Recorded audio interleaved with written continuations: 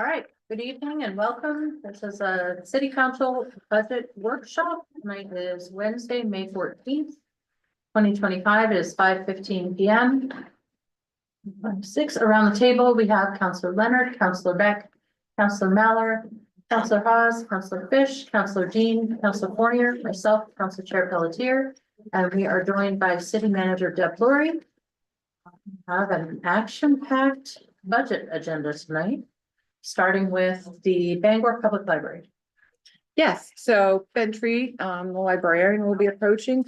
I will point out that obviously the city provides, I didn't do the math, but I'm gonna guess it's around 65% of the total budget. Yep. Look at me.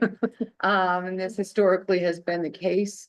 And it was based basically a lot on how the library itself was founded and the fact that the council itself does appoint virtually half of the board of the public library. And the treasurer of the city serves as an ex officio board member. So having said that, there was a draft budget from the library that was included in your packet. And Ben can certainly speak to. Yep. Library operations. Yeah. The budget, a couple of things that are increases there. We're including the greeter positions that had been paid with the ARPA grant, and we're going to be asking to move those into the base budget. They're not mission central in the sense of being people who hand you books and talk to you about books and answer reference questions, but they're mission critical, and that they're the ones who are going out and asking people to stop smoking on the walkway, telling people to stop smoking on the walkway. They're the ones who are responding to behavior in the atrium. They're the ones who are greeting people as they come in, making, just chit chat with people who want to come in and have a positive interaction as they first come in, but also answering questions about where to go in the building. So they're mission critical, even if they're not what you might think of as mission central for a library. Like being greeted, well, is that necessary? In this case, it is. And greeter is a kind of a euphemism for a lot of what they do, which is a lot of crowd control and misconduct management and recording and response. So everything else is pretty much standard stuff. It's expenses that go up every year for the city and go up every year for the library too. And that's what's pushing most of the other increases. You can see that we have an effort there as well to not like end up taking. So we have the second to last line in revenue, more or less a give back, where we say we ended up actually not spending all of the money that we had last year. And so we're going to run a $75,000 operating deficit essentially, so that we're not asking the city for that money again, basically.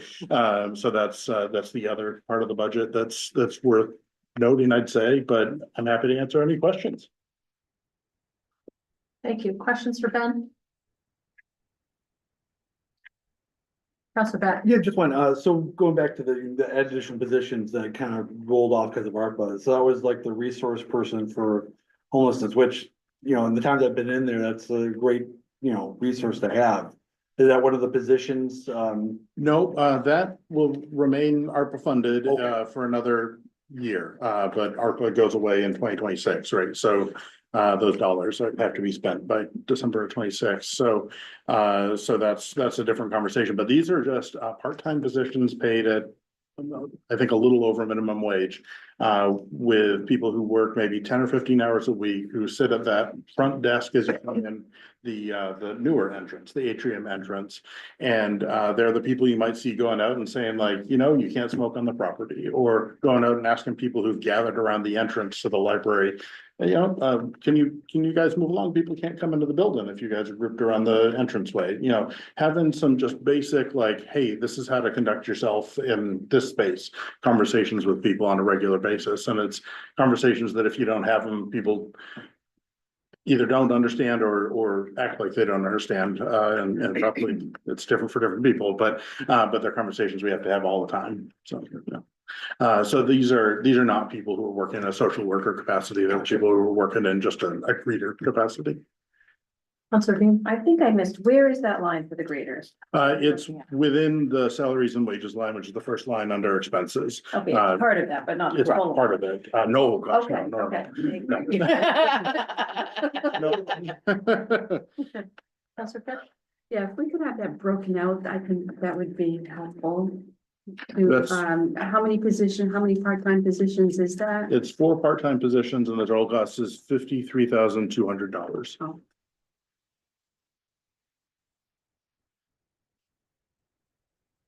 So I'm sorry, so those are included in the 2026 increase? Yes, that's So what is included. the other $80,000 and change? Okay. That would be likely very similar pay changes that you see to COLAs, the that sort of non-union thing. scale, COLAs and merits. Thank you. Historically, and I'm gonna look, but I You're right. believe the board is still Yeah. following the similar direction that the city does as it relates to COLAs and merits. Yeah, COLAs and steps equals 85,600. So that is assuming a 3.5% COLA, but we would just reduce that amount and like, if the Yep. city goes with a smaller COLA or increase the amount if the city goes with a larger COLA. For non-union represented, non-executive employees. Thank you. Counselor Dean? Let me just ask one more question regarding these graders. Prior to this, you did not have graders. Because you didn't Right. need them because it was prior to the pandemic and you Yeah. just didn't have the same situation. Exactly. And if yeah. you had one, you could just handle it internally. Right. Okay, Yeah. thank you. Other questions on the library budget?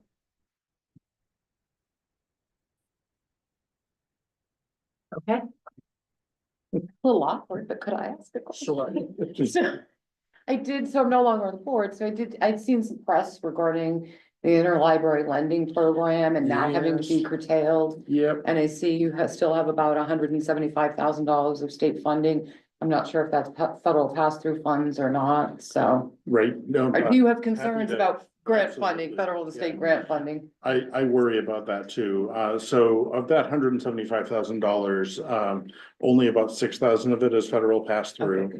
And it's funding that the state librarian is seeking, from the state, an additional supplemental budget appropriation, to cover that. So I don't anticipate that 6,000, going away. We've already received those funds for this fiscal year, so we're going to continue as an area reference and resource center library through the end of the year. If on July 1st, we all know there's like 15 different things that could happen with the state, including a shutdown on July 1st, right? So we really don't know what could happen. But if there's a shutdown on July 1st, or if they decide not to spend money that way on July 1st, yeah, that would really hurt. The state librarian is committed to that funding continuing to come to us.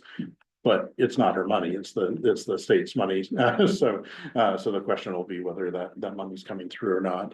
So that's a concern. The interlibrary loan shutdown, if the state government shuts down on July 1st, or whenever the state government shuts down, that would shut down interlibrary loans statewide. MaineCat would go away until the state government resumed operations, whether that was 5 or 6 months long or 5 or 6 hours long, so that's would affect our operations for sure. In terms of revenue stream though, it's that 175,000 and hopefully everything moves smoothly and they have that money to give to us, and that's the intent of the agency that provides the funds. Thank you. I think we are all set. Great. Well, thanks very much. Thank you. Let's move on to police. Sure, so within the police department budget, again, and this is an area, as you can imagine, that is really, personnel heavy. The vast majority of this budget is related to our personnel costs and providing the equipment that they need in order to do those roles. They do generate some amount of revenues. A lot of those revenues are reimbursements for services. So for example, we have police details at waterfront concerts. All of those are reimbursed to us. We have contracts where now 3 of our employees work for MDEA, 2 of which we are fully reimbursed by the state, or all three? All three are fully reimbursed by the state of Maine. They also provide law enforcement at the airport, and that is also reimbursed. So that's what's generating a lot of those revenues. Because you don't often think of a police department as generating revenues. But what they are doing is getting reimbursed for their work that they're doing in other areas. So I feel like there should be some sort of a drum roll for the first time in 14 years. Mhm. The police department is fully staffed. Yes. Yay! So. I'm done. Little mic drop and walk off, is that it, chief? So we are also, within one of having our communications staff fully returned as well. So what that allows us to do with being fully staffed is a lot of the things that I know the chief has, lamented his inability to kind of get to. And that is to be more out in the neighborhoods, to really be able to focus on specific community concerns. I can tell you now that I know one of the things they're looking at is speeds, because every time my routes, I now see them, and at this point, I see a traffic stop virtually every time I am out in the city. And so getting back out and returning people to good behavior, a lot of behavior speeding, going through red lights, turning right on right on red without really coming to a stop. A lot of those behaviors really picked up in the pandemic, and you saw it nationwide, and it creates a safety issue for those in our community. So obviously that's something that he works within his community engagement team. Clearly, we're a community where there are a number of drugs. So he's got a number of specialties who just completed a very rigorous drug recognition expert test in Florida, and they tested very well.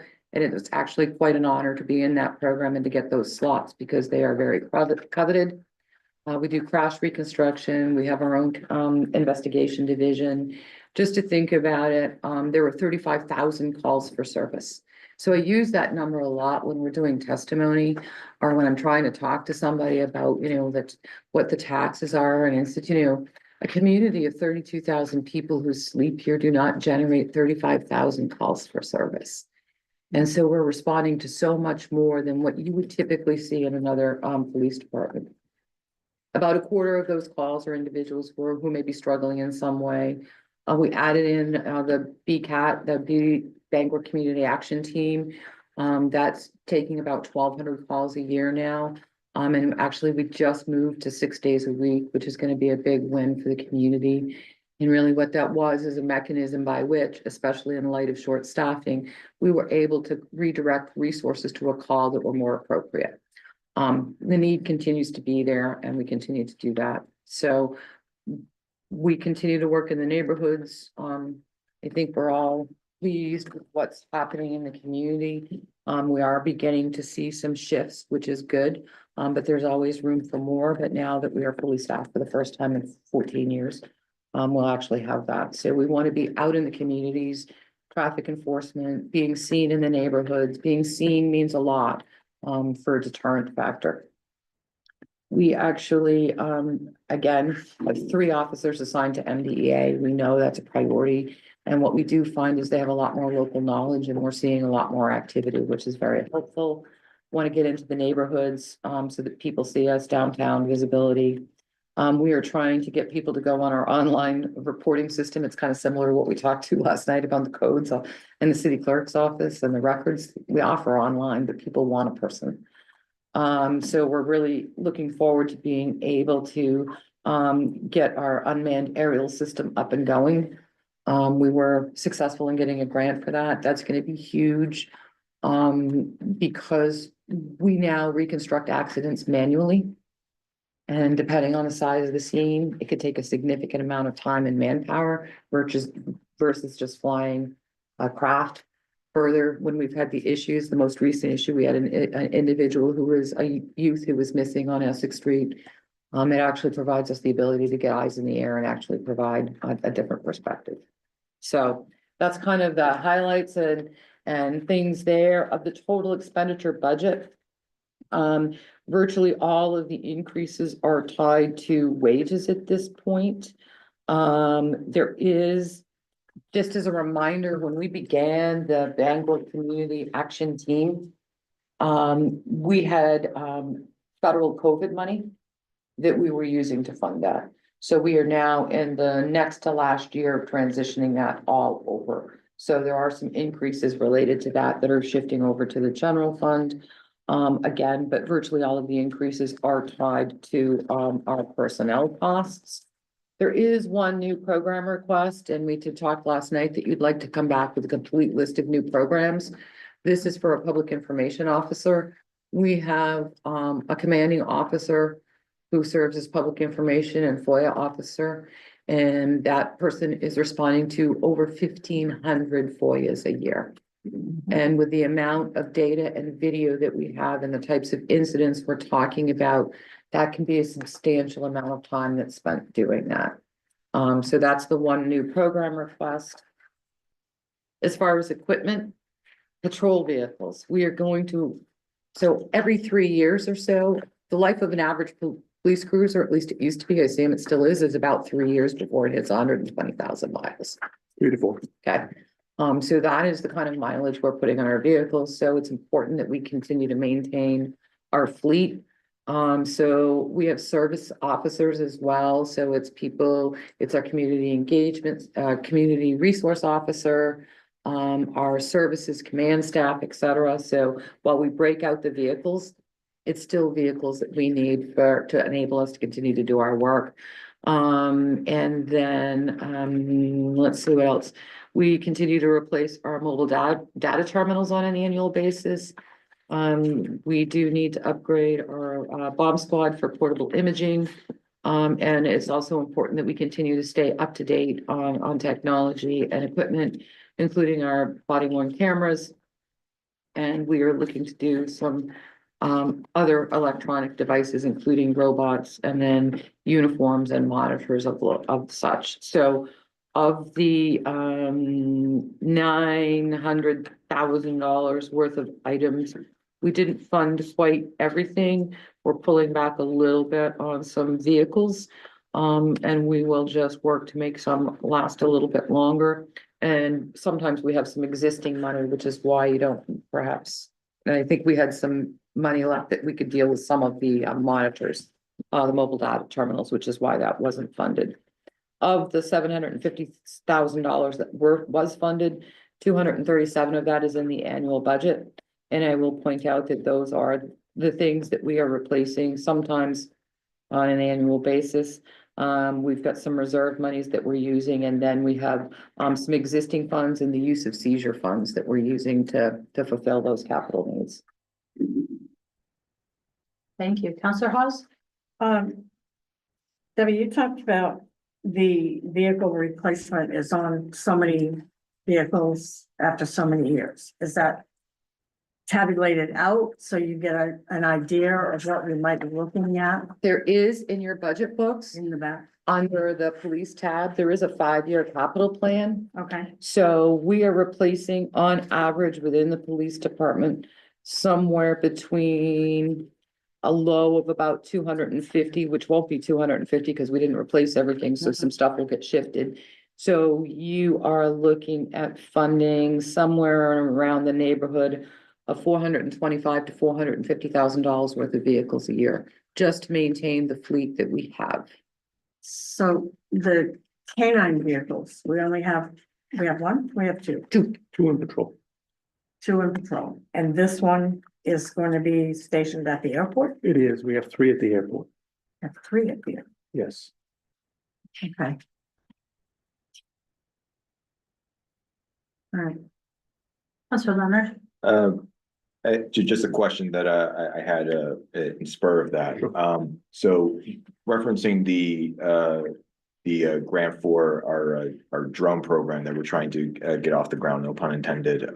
Is there a way, do you know of municipalities that use drone technology to replace some vehicle patrols just to reduce that overall mileage on vehicles, or do any municipalities do that at all with drones? I don't know.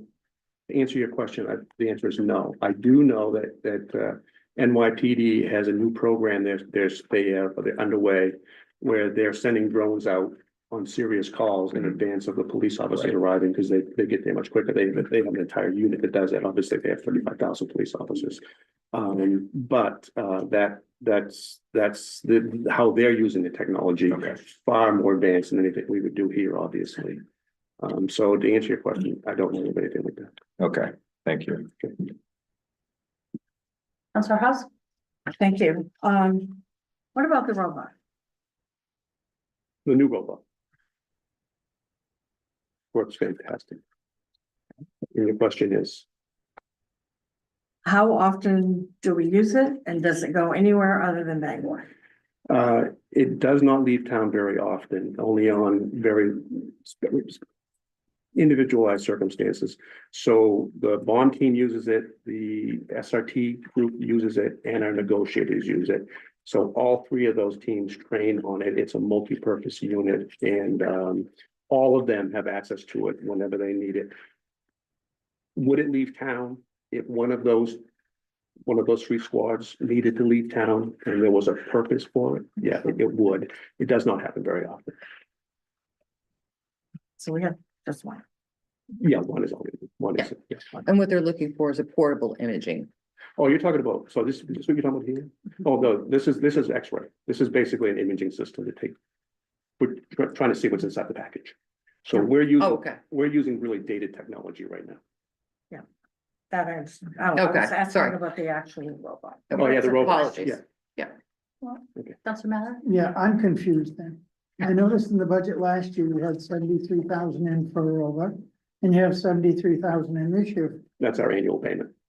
We spread the payment over 5 years. Okay, well, it wasn't explained, so I didn't understand Okay. that. So you're not buying a new one, you're just making a payment on one you already have. Yes, Yeah. we spread that over 5 years. Okay, that's fine. It's hard to tell when you're reading I'm being what's, cryptic on what purpose. little, what little information we had. What's the cost of us to maintain the communication network at the city? You mean, Your communication center, if dispatch we went center? to the county, how much would we save at the city? well, it's a loaded question. So, that's people-based, so personnel and some technology that requires annual subscriptions. We're probably in the ballpark, of 780,000 a year for that program. Now, we dispatch 35,000 police calls, 9,000 EMS calls, and 4,000 fire calls. The business line rings 135,000 times a year. If we were to shift our dispatch center away, we still would have to employ phone operators 24/7. We receive 350 to 400 phone calls a day, 24 hours a day. So the savings, it's a good question, and I understand the question. I've had this question many times.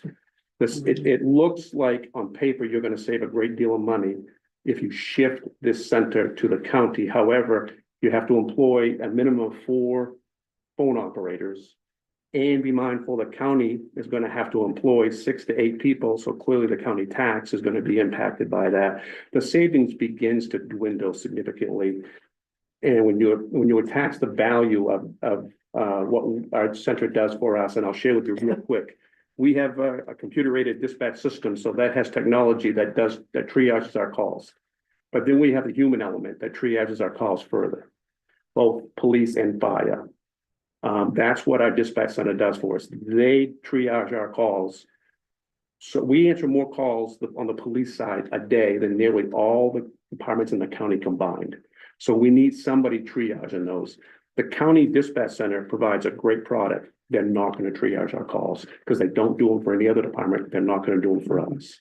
So the value of our dispatch center far outweighs what we're going to save when we drill down deeply and look at the actual savings. Now, I'll ask Deb, what would you guesstimate that our county cost is to maintain the communication center at the county? Do you know what the cost is? I for- don't know what our share of the county dispatch operation is, but I can get that because I do have the county So this budget. this $700,000 or $800,000 Yeah. figure does not include our cost to the county to maintain a separate system. It does So we're not. well over $1 million, probably $1.25 million. for I us. couldn't say Okay, without. that the was number. my first Yeah. question. My second question is, do we record and maintain all communications coming into our dispatch center? We do. Thank you. Councilor Leonard, did you have another question? Yeah, I'm gonna space myself out because I have a bunch of questions, mostly technical, but actually going off on just Counselor Maller's conversation regarding dispatch. I know last year I brought up a question regarding Penobscot County's AWS system that they use in their dispatch. Being a year off from that and having like another year their dispatch team utilizing that system, is it of your opinion that would that be something that would be a benefit to the city of Bangor to implement a similar system to have AI basically have that hybrid model to assist human callers and human dispatchers, or are we not there yet? I think that has been met with mixed results. I sit on an advisory board that oversees the county dispatch system. And I absolutely understand why they chose to use the system, and I applaud them for the thought on this. They are, I believe, the only center in the state that uses this technology. I believe it has been mixed. It has been greeted by those who use the system with mixed opinions. And so when you call that system and you want to talk to the animal control officer and brewer, then you get another phone number to call. So now you got to call another number. What's happening in some cases is they're just going around that and calling the police stations directly because they don't want to talk to the automated system in many instances. To give you a real informative answer, I probably should first speak with the director of the dispatch center for the county and better understand how it's going now. Several months ago, I know that they were still tinkering with it to make it better. Yeah, I mean, obviously that's no rush to that. I'd love to hear their perspective and also your perspective on if that's something that we can implement. But I completely understand that it's still very new technology. Yeah. I do have some questions about the calls for service, if you don't mind. So 25% of those calls involve persons that are unsheltered, struggle with mental health issues, and that's like almost 9,000 of those calls. And BCAT responds to it. Is it to those calls directly? Those 9,000 calls, they respond to about 1,000 of those calls. Okay, so I guess I'll try to paint my question in a as much of an explanatory way as possible. So to train a police officer takes a lot of resources, a lot of training, and for a BCAT individual, I'm going to assume it's not nearly as much training, not nearly as much dollars that we need to put into those employees. And seeing as how there's a huge number of calls related to individuals that are on that lower end of the socioeconomic spectrum that generate a lot of these calls. What I see from those numbers is that we need to, in order to unburden a lot of officers whose time is being spent on these individuals, I would think that it would be of benefit to us from from just a monetary standpoint to increase the amount of either BCAT officials or individuals to respond to those specific type of calls. Because what number are we at right now for BCAT? We have 4 employees. Okay. And we have had as with any new program, it's not unusual that we need to take a step back and restructure. So we've done some of that. We have finally now achieved full staff. No, the chief is telling I me agree no. with you. Yeah, your point is well taken. When we developed this program, our intent was to staff it with 4, give it 12 months, see where that gets, and then come back to you and say, we really could use 2 more. We could expand our hours. We've had a difficult time achieving 4 and holding it 4. So we have 3 right now. We are working on Saturdays. We have some very good applicants. We should we're hoping that we will have the fourth person in place mid-June at the latest. What I would like to say to you is sometime this time next year, or maybe before, maybe a few months before, I go to the city manager and I say, I think there's real value in adding two more, and we can expand our hours into early evening and cover both Saturday and Sunday. So yes, your point's well taken. That would be our intent, but I gotta first prove to you. Sure. That there's value in this. And to do that, we gotta have four people. And then I can say, no, six is better. But I don't know for sure yet. That's totally fine. I think that's where it looks like statistically we're gonna go in that direction, just because I don't see how we spend more money on that as opposed to like training more officers to do that. That just doesn't make sense to me. I do have some more questions, but does Are there anyone else have any? other questions, Counselor Beck?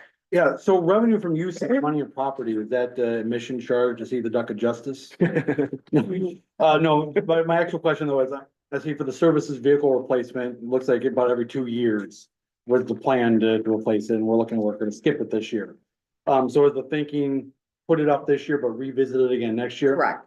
Okay, and then the last question I had was about the ride along I've done, and I forgot the name of the department, not BCAP, but there's another group that does. The mental health practitioner? Yeah, and one of the things they had mentioned about, they wish they had their own vehicle.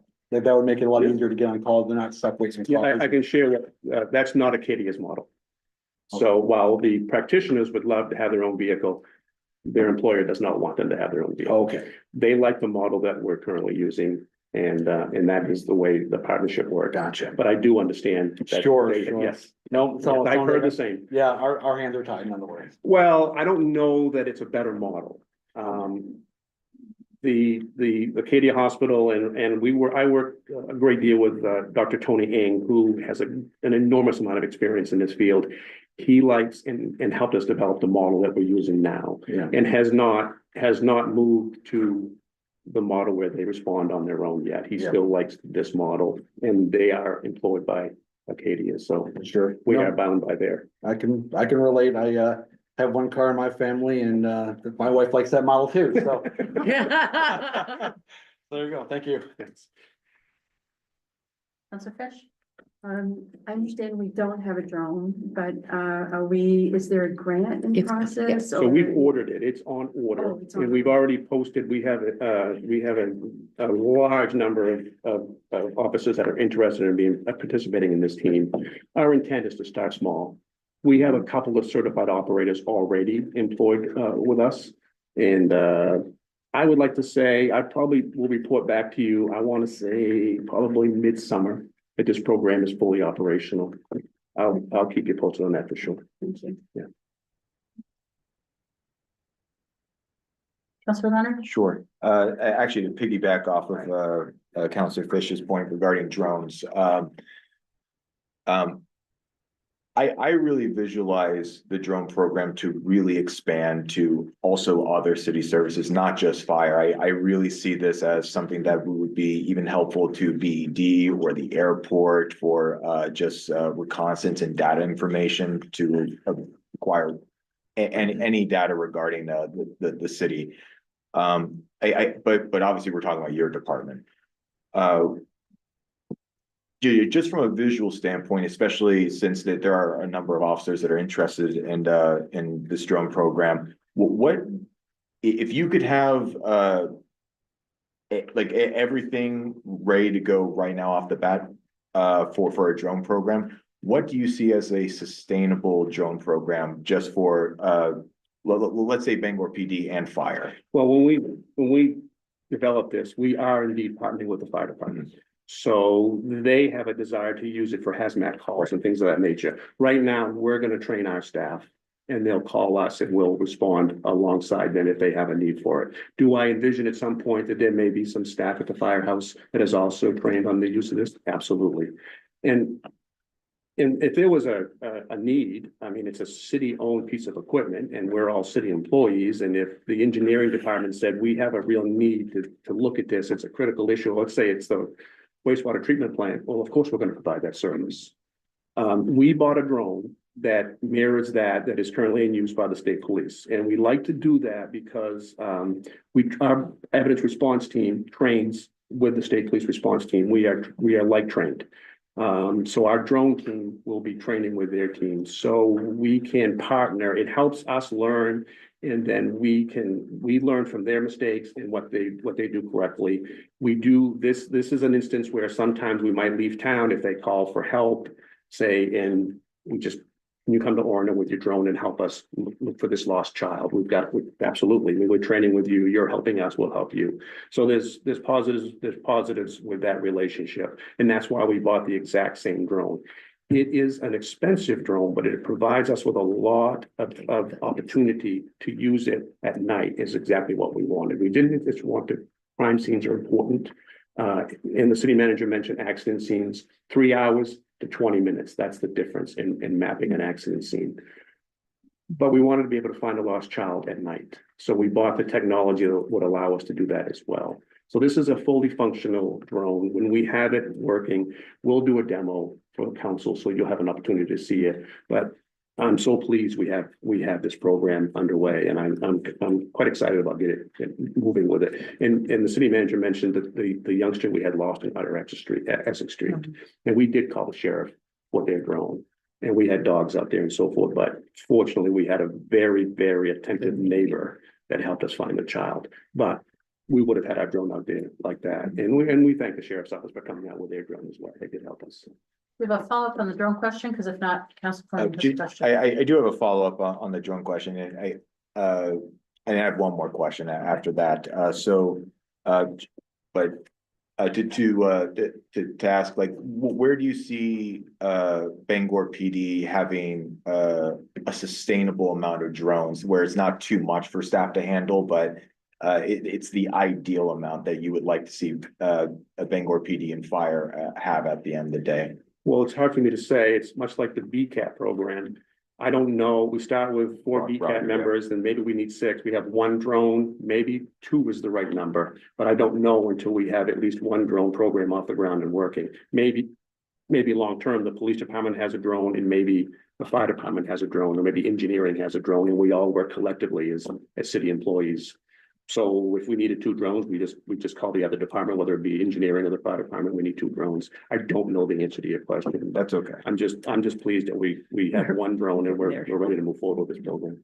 Why don't you do your final question, then we'll go to Council Fournier. Sure, it has to do with the public access officer and the FOIA request. It's not really a question, it's more so I'm really interested in the idea of having any sort of data or information within your department. If there is a potentially large language model that the police department could utilize to hasten those FOIA requests to take a lot of that sensitive information that's within your department, I would be very interested to see if there is some sort of AI technology that could assist your officers to start that to make sure those FOIA requests are not only completed sooner, but also just heavily mitigates the work overall. And I think there are some programs that large language models that might be able to help out with that, but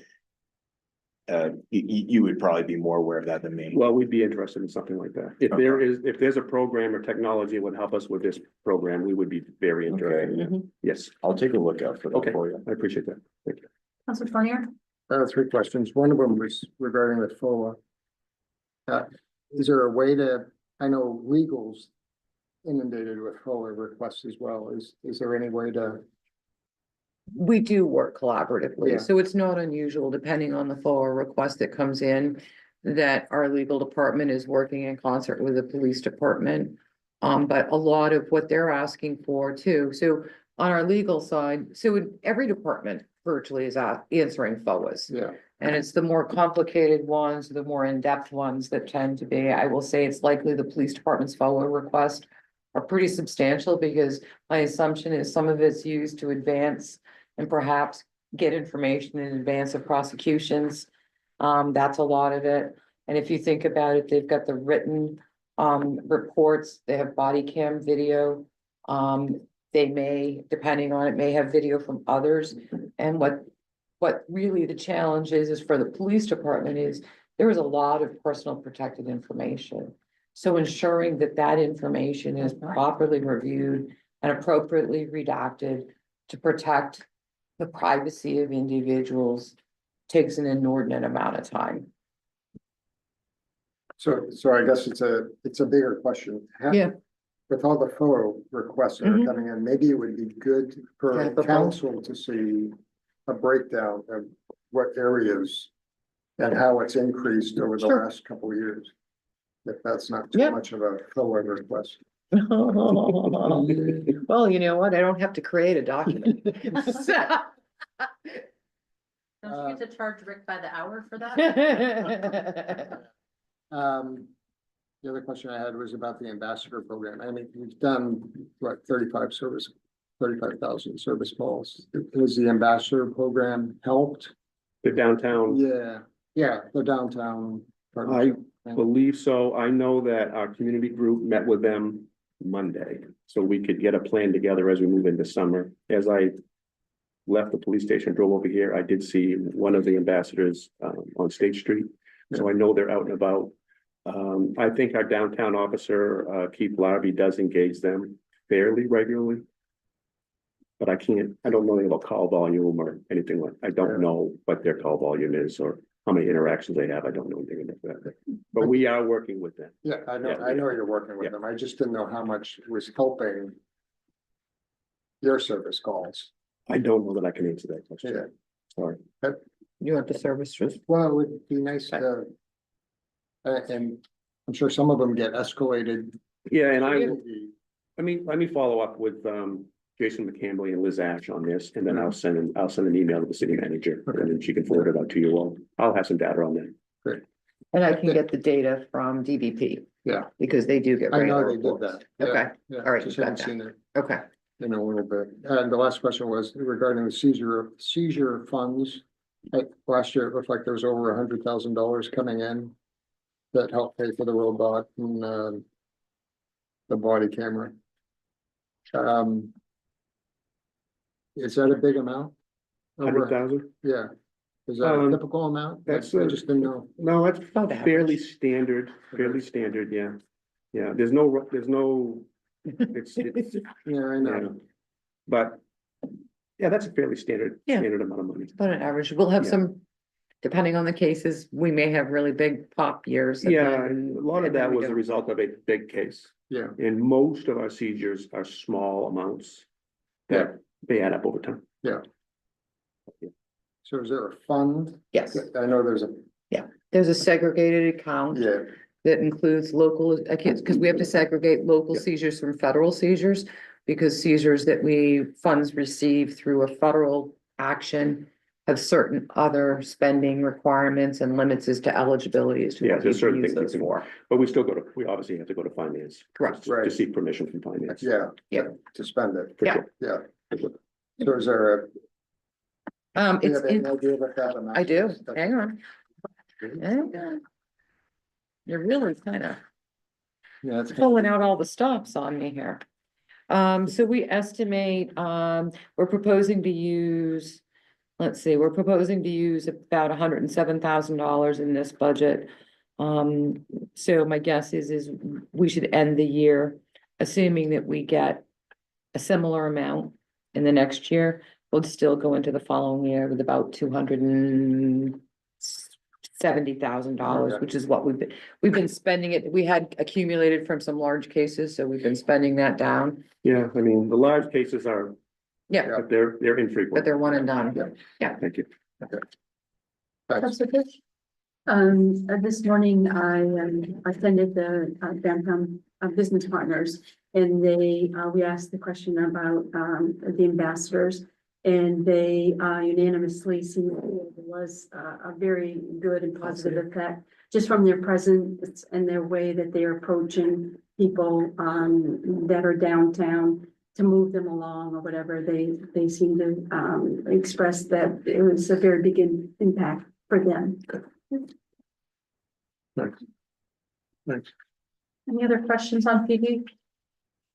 I too am driving more slowly. The West Siders are getting, I don't know what it is about the West Side, I've chief. noticed a few nights recently when I've been out walking my dogs for the last walk of the night, the PD will come slowly through the neighborhood. It's been nice to see that increased presence. I know it makes a difference in terms of how quickly people move through the city and what sort of behaviors are encouraged versus. Well, interesting, discouraged. So- we had a staff meeting yesterday with all of our supervisors. And on my agenda, my separate agenda was getting back into our neighborhoods. Mhm. But I didn't have to, was able to cross it off because the supervisors had that as one of their program intents. So the supervisors are indeed pushing their officers back into the neighborhoods. Staffing is the key to everything. It's noticeable. Yeah, no, I appreciate that, and I'll pass that on to them. Thank you. Thank you. Thank you. Thank you. All right, let's talk Parks and Rec. All right, well, Parks and Rec. So I kind of view, if you actually look down through a lot of their accomplishments, challenges and priorities, it almost is mind-boggling to think what we ask and what falls within the purview of a Parks and Rec department. It is pretty atypical for what you would expect from a municipal Parks and Rec. They have a number of parks and open spaces, that they work with, pools, an ice arena, a semi-pro baseball stadium. I think the one thing that stays, they're doing a, community gardens, they're managing community gardens, they manage all of the events within city public property. That includes the waterfront, 321 events last year that this small seasonal staff has dealt with. 45 harbor reservations, 2,200 cruise line passengers, 5 seasonal food vendors. For context, we maintain and equip in some way or form 31 parks, 1,227 acres of property. And it's just it's astounding, and they do it mostly with a seasonal staff. I will also like to point out that we are one of the largest childcare providers in this area. Our kids cave, if you will, is one of the more popular. Not that everybody, there isn't enough childcare, but it's a big deal for us. And then we run all of the summer camps and school vacation camps. And even on snow days, we're open so that people have a place to keep, that they know their child can be safe. So that doesn't include all of the other adult and child programming. So there is softball, there is basketball, there is pickleball, there is canoe races, there is soccer, there are other groups that you still have the Bangor Band. I know there's a seniors group that uses space. Anybody who is looking for space or a place to recreate, and whatever recreate means to you, is utilizing some version of our Parks and Rec space. And they have a very small full-time staff. Most of this is done through part-time and seasonal employees. And you think about as a childcare provider and a part-time and seasonal employee, most of those employees oftentimes we're that individual's first employer. So this is their first foray into the workforce. So I like to think of Tracy, sorry, I'm about to embarrass you. I like to think of Tracy as sort of our little Swiss Army knife. If something needs doing, it seems to be Parks and Rec. So having said that, coming up, I think you're all well aware that we've got some challenges, is that we don't have the space that we need, which is why you appointed the special committee to do the work. To look at what we should be in the future.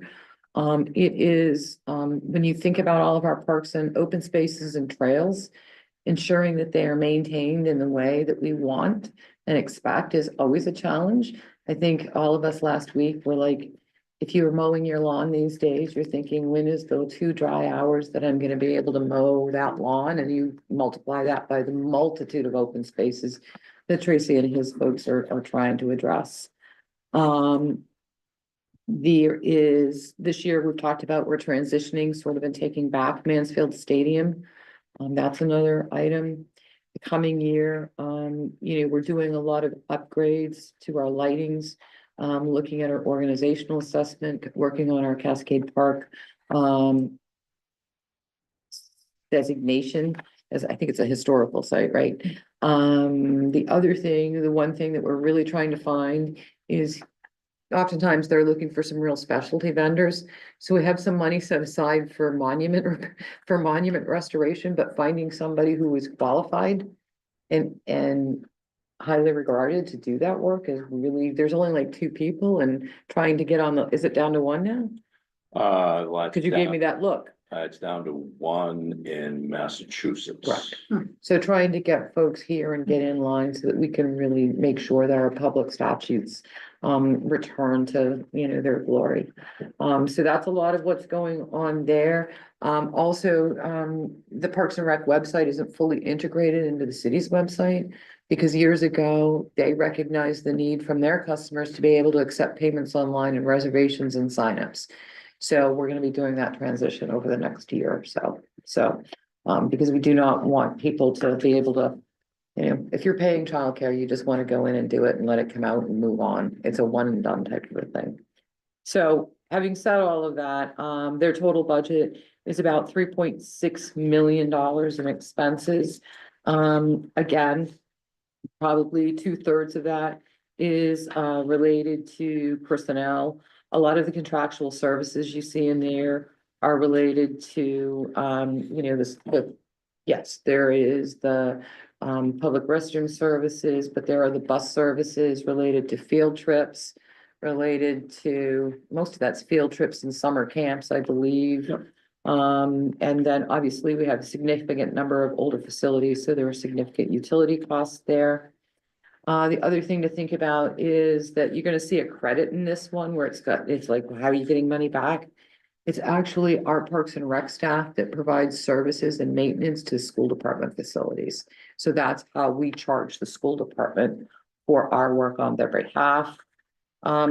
Charges, monies from use of money and property, that's usually rents. So you think about Cascade Park or the facilities that we rent out. Charges for services are also about childcare services. I've done, you know, Zumba, basket weaving, canoe races, softball tournaments, etc. So that's where a lot of that is. Parks and Rec is hopefully trying to cover the direct costs associated with the program. And there is a differential rate structure in place for residents versus non-residents in many cases. Again, the other item that you're gonna see in here is, this budget does presume that you would like to continue to use ARPA interest earnings to continue to support the public restrooms. I mean, you had made that as an original assumption, and now that we're moving into the service piece, that it will continue to provide that. Obviously, that's up to the discretion of the council, but I did just sort of carry that through in my assumption. Total, so, they also have a new program request, and it's related to a recreation sports coordinator. How many full-time people, actual full-time people do you have? 8 or 9? Get it? Yeah, In total. full-time in Parks and Rec, full-time. Actually, we're actually up to, because you include the park ranger now. Oh, okay, Take the golf course full timers, we're a dozen or so. nice. So for all of that work gets done with a dozen full-time people, and the rest are all part-time, temporary, seasonal. So overall, the request for capital funds was about $1.2 million. And of those, we are proposing funding about $1.1 million. It pains us to continue to have to replace a boiler at the Parks and Rec Center, knowing that hopefully we may or may not be there, but we lived through the second winter in a row. It's leaking now. Correct. And so we need to have heat in place. We obviously need large tractors for mowing and mowers. We also have a number of vehicles we're looking to replace. I think this came up during our public first discussion on our CDBG. This is the play structure replacement. And this is based on just an estimate that we received from our typical playground structure vendor. And it does incorporate the tot lots, which is a recommendation from the Parks and Rec study. This is the second piece of the Mansfield LED funding, or is this all, or am I just remembering the Union Street? We're in Union Street. Yeah, okay. So we had all of those big lights, that obviously all kind of came to at the same time, so this is finishing up the lighting upgrades. And we would like to start doing some, engineering and design to make some improvements in Cascade Park. And, we need to remove that barn structure that sort of sits behind the Parks and Rec building, adjacent to the parking lot. Of the total capital, 112,000 is included in the annual budget. We're gonna suggest we bond or borrow about 425,000. We're gonna use some reserves for a portion of it. And then we have other reserves that we would propose for the balance of them, including some other federal funds. So. Thank you. Questions for Parks and Rec? Councilor Brad? On the ARPA funds, it was my understanding that we had pulled back money from, our United Way, Heart of Maine. Yes, We'd also pulled back for the Together Place. yes. Because they were having trouble and we want to make sure that we weren't stuck later on. And then that the interest money was being held to say that was something we could offer if they do find property. So, so I guess I was caught off guard a little bit about this piece of it, that we're using ARPA money for for this. Which is why I throw it right out Yeah. there. So there is adequate money if this is the direction that the council would like to proceed in. So there is more interest than just the money we set aside for Heart of Maine United Way Sure. and the potential. Okay. And we're actually, the grant writer is finalizing the annual report for ARPA. All beneficiaries had until April 30th to submit their information. So we're coming up on that annual reporting. Oh, sure. Is there a way to just get to show, hey, this is what you Yeah. set aside and then this is the additional on top of that? Yep, Okay, good. happy to do good. that. Yeah, So that's a question. The other question I had was going back to the master plan. One of the recommendations was that we were to establish, or council was to establish, an annual resolve fund for doing maintenance, including for playground replacement. right. With the 75,000, with part of that going to tot lots. Do we have that fund? No, we have not established, so there is a Parks and Rec Reserve Fund. And what we have done for the last several years, as you know, is we've utilized any excess funds in our unassigned fund balance to fund our reserves. Because your budget, your annual budget does not proactively fund reserves. Yeah. So if there is no money going into the reserve that you're setting aside on an annual basis, hence that's why the capital piece Yeah. of that sort of that $1.6 million that's in your operating, that's in essence just trying to fund your current stuff. Yeah. Cause I'm caught. I'm in a difficult place because, you know how I feel about Yeah. CDBG money and then that, these are for things that we normally wouldn't do anyway. And I've seen Williams Park myself and it just didn't just repair. There's a broken child swing, you got cogs missing, there's screws sticking out, part of the rope thing's missing. I mean, it's in needs help. disrepair and it needs some kind of attention when we can. And so my gut tells me, and I have kids too, that they need new. And yet also I look at the master plan and it was really trying to lay out Correct. a schedule, a thing to organized way to Right. do this, and I just. With all of the opportunities we have with CDBG money and, knowing that we just had our housing study and there's ways to plug into that and all the things that just. I'm just caught between wanting to make sure that there's safe places for our kids to play, but also we just need so much housing and the opportunities there and. And seeing the things that, I always want to call them miracles, like with Cedar Falls, the Right. way that staff pulled that off and got that last piece in there and lifted that up. So that's just, it's tough because it's a hard decision to make and they're both good choices. And that's the part of it, which you wish every choice was like that. You can't go wrong either way. So appreciate the opportunity to kind of give them some of my thinking on that. Okay. Other questions? Councilor Fish? Thank you for, when I look at everything that Parks and Rec does, I think my concern is burnout, to be Yes. honest. I just don't know how this city, with the staff we have, does what you all do.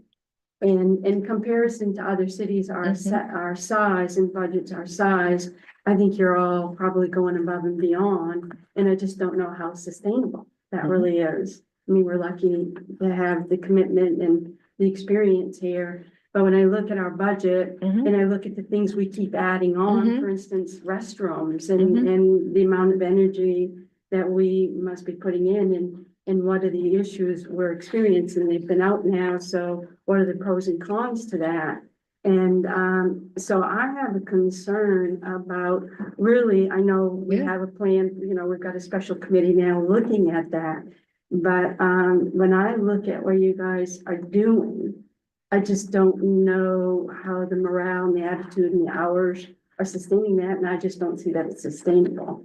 So just want to commend you and just say, I see it and it's a concern.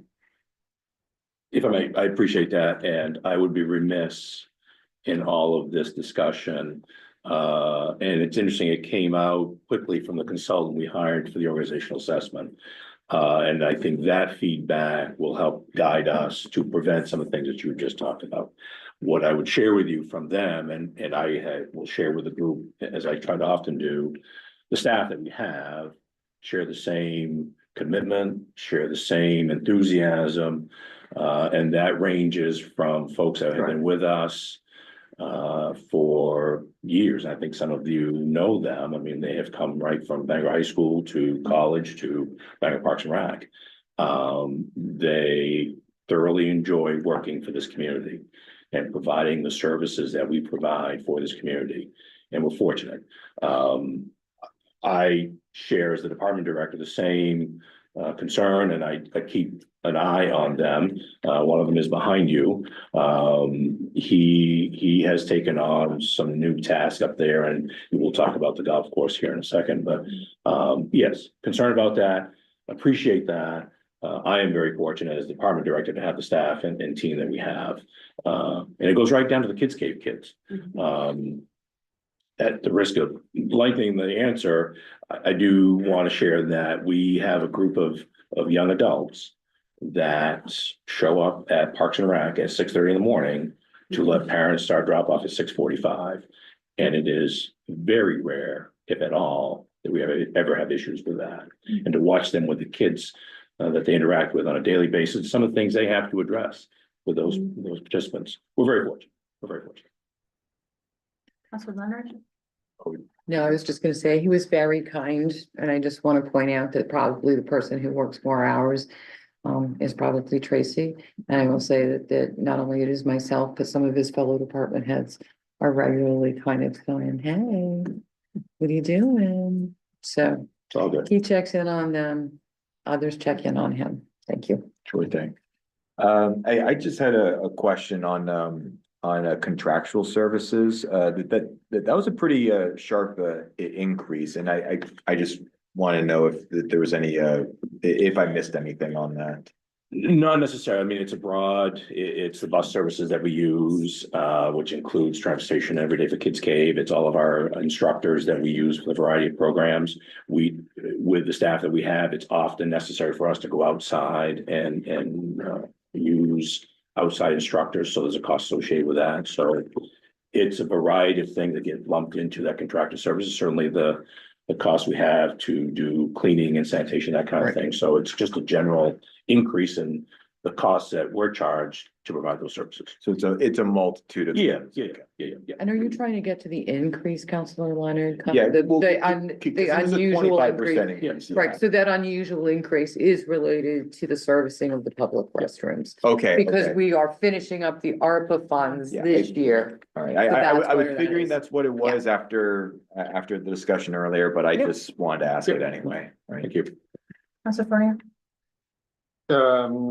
I was looking at Mansfield and the lights. What else is being bonded? Or is that the only thing? Are there other items? Did I missed that? The summary is up in front. We try to keep our annual bonding request to about $2.5 million a year. Let's see where we are.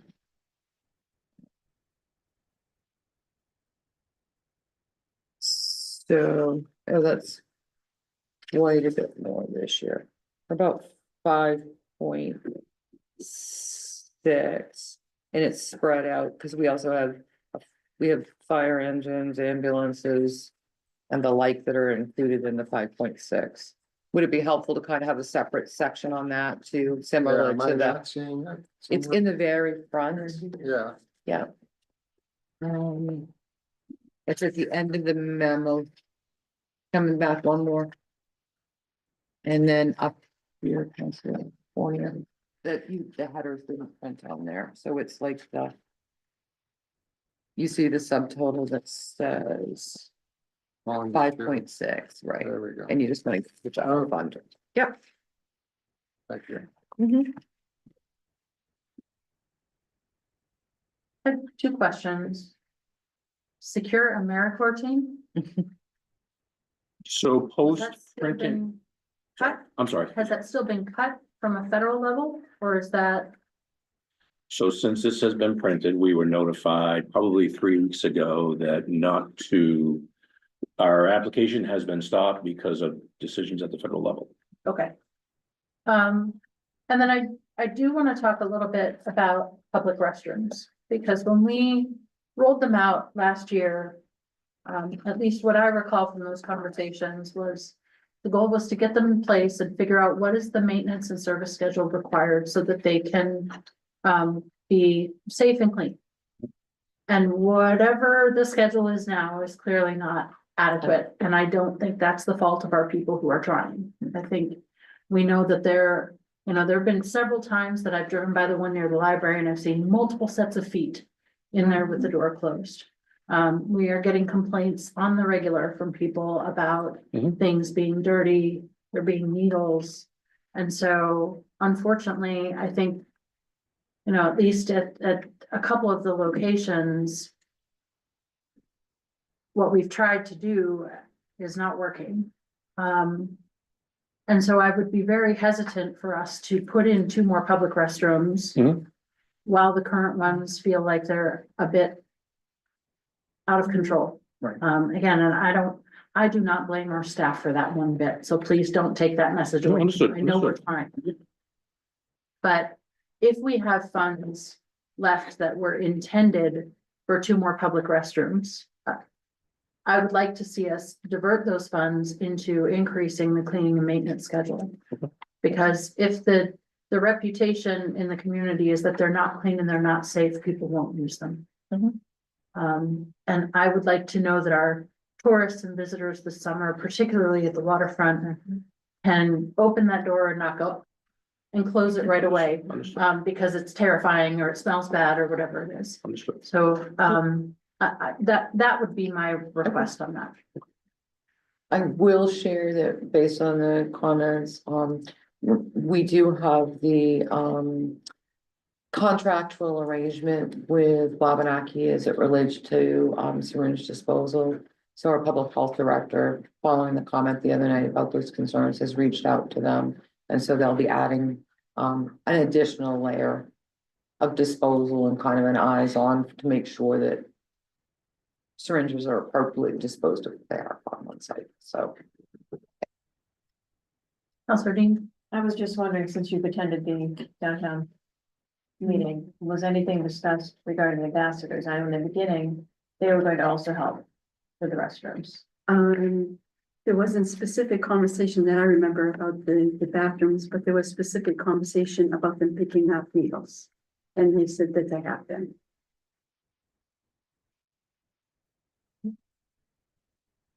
Counselor Beck? Just to add to that conversation, I mean, when we talk about the traditional bathrooms, is it worth also a part of that conversation to just revisit the design of the ones we have?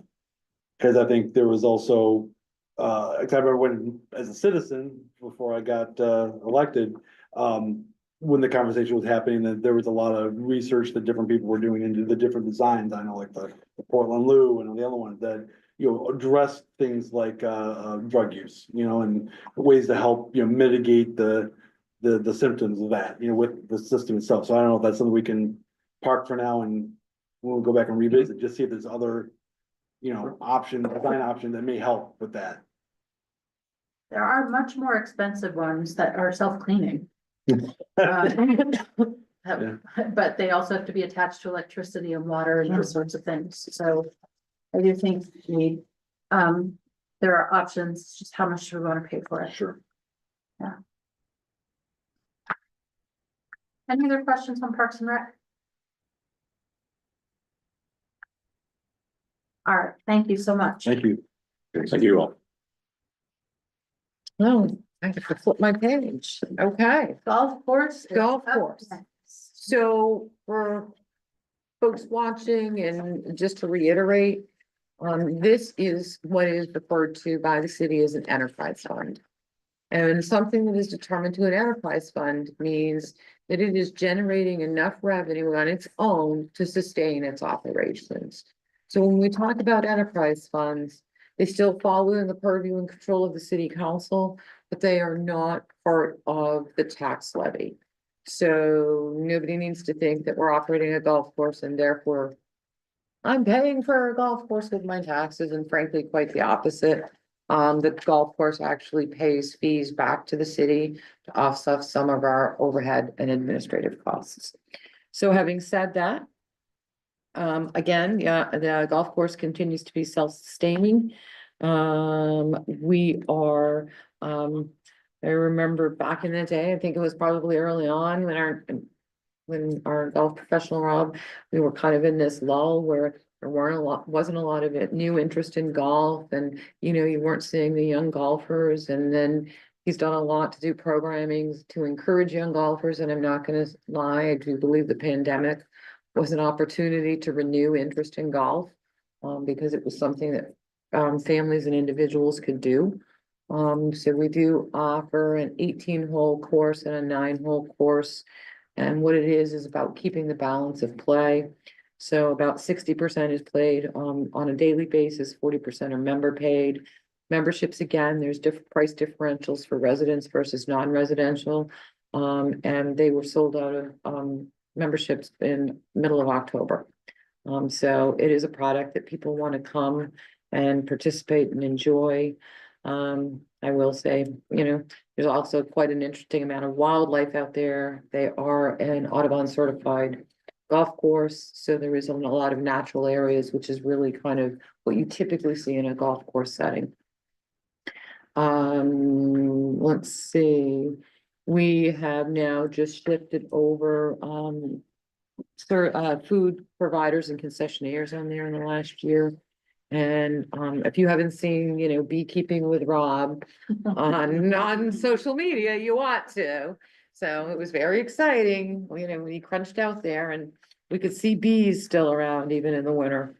Again, they rely on a highly seasonal staff, so we all know that attracting and retaining employees, especially on a seasonal basis, can be challenging. Everybody's looking for the new best place to have an event. And frankly, I don't think there's any better view than the deck of that golf course. So not only for private events like that, but private fundraising events for golf tournaments. And we do take it seriously that we are a municipal golf course and remain open to the public. So trying to balance all those needs. As we grow, it's likely we're going to have to look at what we may want to do with our facilities down the road. So that's certainly something out there. We're seeing increases in leagues. We're going to continue to overhaul our junior golf program.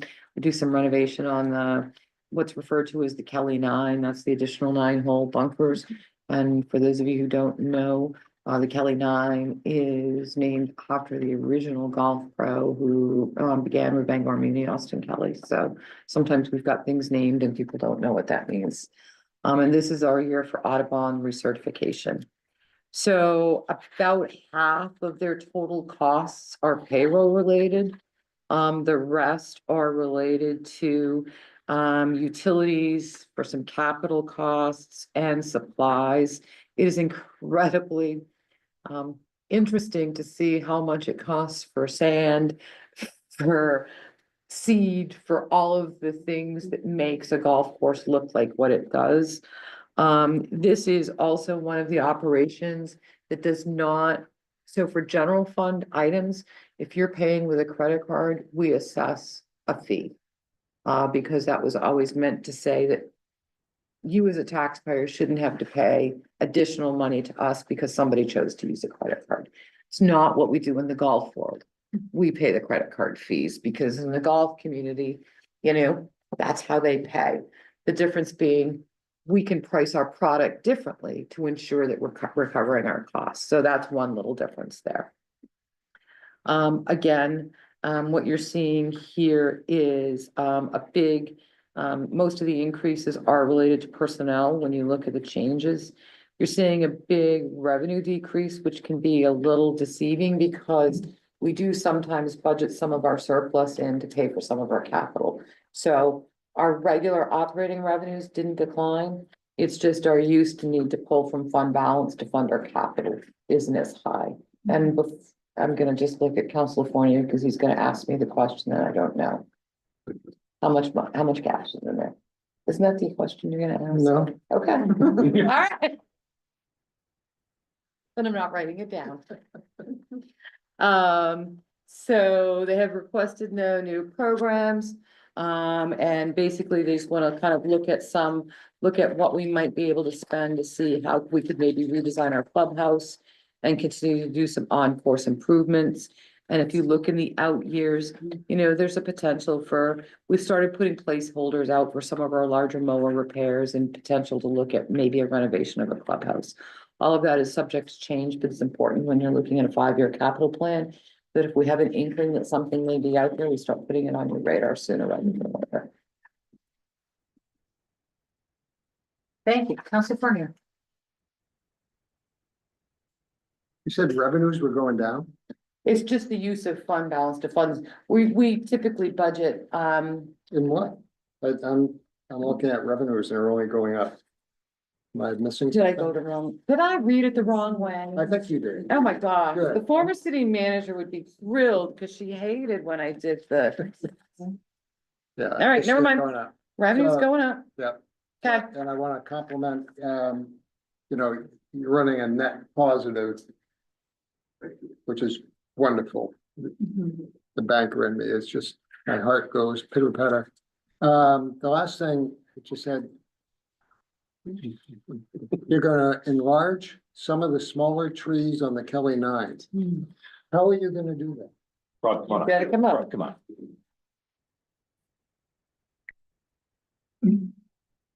I would like to note that I think it's very cute that the police chief has one flying drone when I have about 60,000. don't get yours near his. 'Cause that will be pricey. Oh, some of the smaller Ts, yeah, so Some the of the smaller teeth. Oh, I was- Ts. That makes You more still sense. need me? I'm this way. I So said- the- I was looking. Okay, I'm like, I'm Yep. dyslexic. I The know it's Kelly, in trees. right, no, the Kelly 9, when it was built, more forward Ts were Yeah. small. And we need to enlarge them because there are more people who play them, so. We can just wait a few years for the trees. Yes. but it is interesting to think how you were make larger trees.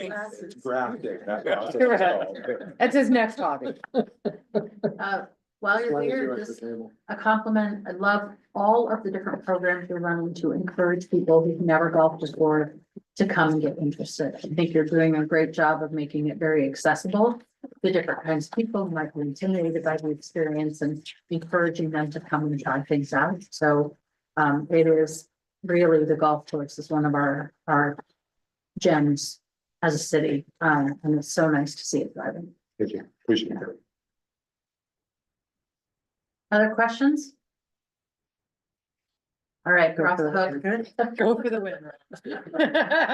Thank you. He was waiting. Thanks, Tracy. Bye. We're gonna assign all remaining questions to you.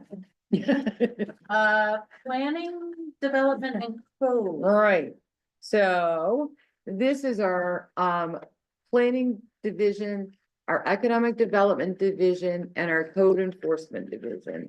And clearly, these three areas must be aligned in order to make the types of investments and policy shifts that the council would like to see to help increase our housing, reduce barriers to housing, be a balanced approach to how we're gonna do land development, and finally ensure accountability.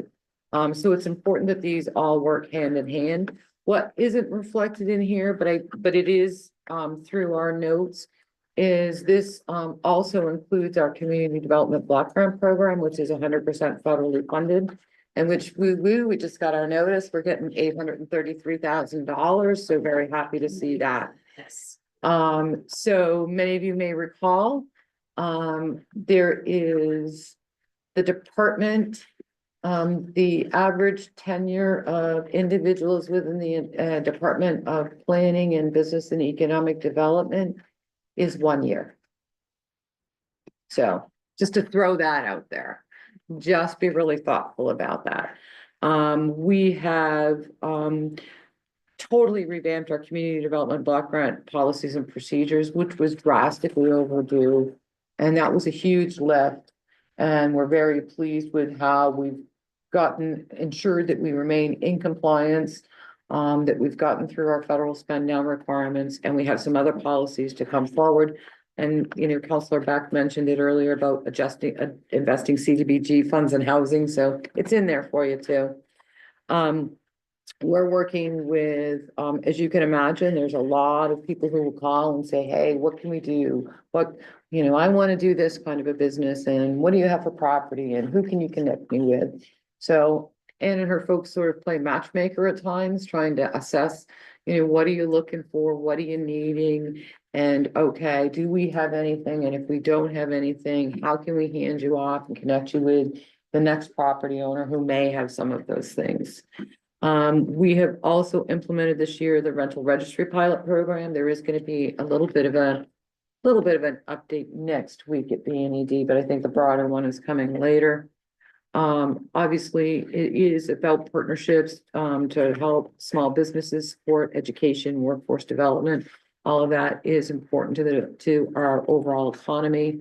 We've done a lot of marketing and promoting in Bangor, trying to say, come and see us. We have a lot of great things, building on partnerships.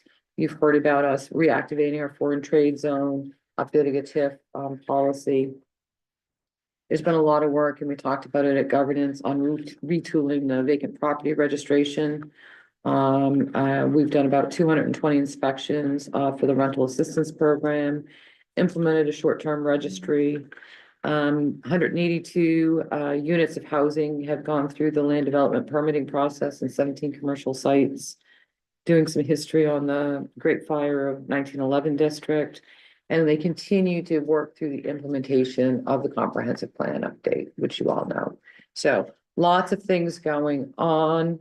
I do say that, kind of looking ahead, I talked about it. I think the average tenure is a year. So when 35 years walked out retired and went along, we have to rebuild. And what it is, it's an opportunity.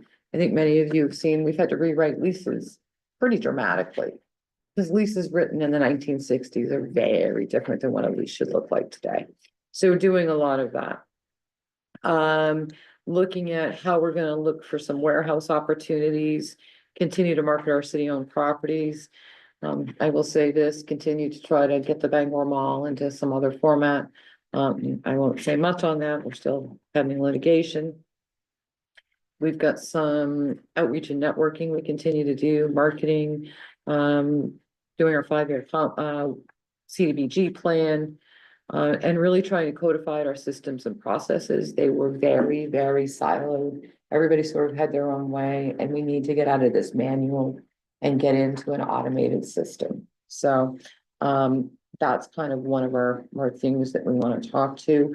That is also part of what's part of the financial package, if you will, the software, is there is software that we can buy on the back end of our website that will allow for code permitting online, that will allow for land use permitting online. It will allow for us to do inspections online, both from a code perspective and a fire prevention perspective. It also allows for licensing through the city clerk's office. So looking at how we can utilize those types of technologies.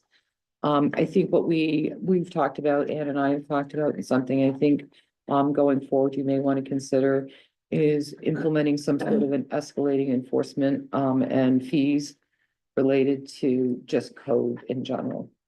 So it's fine that you have to come back once or twice for a project. But if you're coming back 3, 4, 5, and 6 times because folks can't get it together, yeah, I think you ought to consider perhaps escalating your fees in that way. As you know, it is very difficult for us to kind of get land and notices of violations into compliance and properties. The legal department is working more with that, and the vacant parcel registry is helping with that. So I know sometimes it feels like it should just happen. So many of these things, we plant the seeds and it just takes times for them to germinate. So I'm really excited about the fact that, I'm hoping here in June, June or July, you're hopefully gonna do a groundbreaking for senior housing. I'm hoping, I just saw Penquist here and I said, where is Melbourne Strait? Why aren't you out there? So hopefully that will be coming. And hopefully soon, we'll be coming forward and you'll be seeing movement on Grandview Avenue. So this is sort of that area where you do a lot of work and you plant a lot of seeds and you may say, well, what happened today? Well, if you don't plant the seeds today, nothing's gonna happen tomorrow. And that's sort of how I view that. And too bad Councilor Dean isn't here because she and I are little garden friends. So that's kind of what's going on with this area. Total expenses are about $1.7 million. Overall, the vast majority of those increases are related to a combination of personnel related items, as well as trying to retool our networking event sponsorship, advertising, marketing, and more appropriately reflect it between the two. Also making sure that we can be present in many situations. If you are not standing in front of the developer, if you are not at these events, you may not get something. And it may feel like a lot, but it's those connections and that networking opportunity that will bring to your community development in the future. The licenses and permits, a lot of that is all in our building code enforcement area. And then we do have some minor charges for services. Those tend to be our planning items and land development. There are 4 new programs in here. Just for something to think about is we need to continue to fund some of the comp plan. I think did we not fund that? Yeah, it's a second. Okay, this is the second year, Mhm. but I believe it's been funded. Okay, now you're gonna make me look. Playing catch up here, apologies. Now I'm in the wrong thing. So we need to do some of that. Actually, here's the $85,000 for the software I was talking about. I think this got printed a little. I'm not sure how this wound up, how it did, but that's okay. We would like to do an intern for sustainability purposes, a housing development program. This goes to part of, the housing production study. They said, put money aside. So we just kind of added $1 million for you to consider. And then I think with the emphasis on our code area and our concerns about the livability, I think we ought to at some point consider adding adding back an additional building inspector. That position was removed, just because of, workload. There just wasn't adequate workload to maintain that. But if you're gonna move on an area of emphasis for that, you really ought to consider adding back more personnel to do that. Capital plan, I did include the funding for that. So the capital plan in total is a vehicle replacement because we have code vehicles and then funding of the software. I was thinking that it got lumped in, but it didn't. We did put it specifically over here. So both of those are recommended for funding and they're one time coming out of your annual operating budget. So. Sorry, got a little backwards on that one. Apologies. Thank you. And yes, for the record, Councilor Dean has left the meeting. Questions? Councilor Beck? So just for, so the software, that was the software you're talking about that you can do Yes. the online. Correct. Right. Yeah, so I would imagine, because I see it as 2 ways. One, it's a convenience for people. Right. To use, but also the time saved having to deal with it manually. And right now, I mean, the system that we're using, it is somewhat computerized, but it wasn't what it was designed to do. So we've made it work. So we're no longer walking around all the time with pieces of paper. But it's now feels like an electronic version of a piece of paper, and we need to get the data. You know. I mean, I was disappointed to hear that there were no hidden bolts in the city hall from 1980 that got cracked into in the elevator shaft. So I bring that up because of the $1 million for Yeah. housing, or, you know, that was one of the things that I had hoped that we could find a way to do this year, but you know, $1 million, I left my other wallet at home. But one of the things in that letter that came out from the CDBG that, and this is something that I guess I'm putting out there as a future conversation, probably even beyond the budget. But it mentioned in there about how we can leverage that award for low interest loans for development, like, you know, I think up to 5 times it said. And I'm wondering, you know, if we can have a future conversation as we talk about the housing plan, something to say, you know, can we work that to build more housing if that's available to us? And that would save us from having to, I would like us to have an ongoing capital fund, but this does not feel like the year. These things are what they are. But that's just something later on to think about. And that's all the question I have for the moment. Thank you. Ms. Ross? These positions are going to the list, right? Yes, all the new programs will go on we'll do one big list. Because Makes sense. I understand, we go down an aisle and we think, oh, that's nice, and we go down another aisle and that's nice, but Right. when you get to the checkout, you go, oh, maybe not. Abandoned cart. Correct, and you Right. just leave your cart in the aisle again. Wrong. Council Fornia? The third building inspector, Mhm. but when I go to this page, there are 3 already. So- Yes, we currently have 3, this would add a 4. So this would be a 4th, not So a third. we have an electrical, we have a building, well, 3 I just, building I go by the, inspectors. Yeah. we have 3 people who do inspections. I think, So this says the Okay. addition of a 3rd building inspector. So are we doing 4 building inspectors? An electric and 2, we used to have I don't, 3. Right.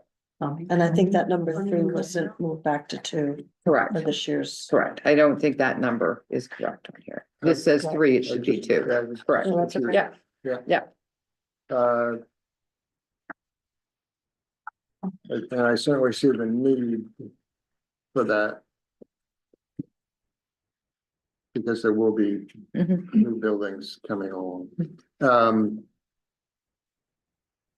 Contractual services just going up. Which division?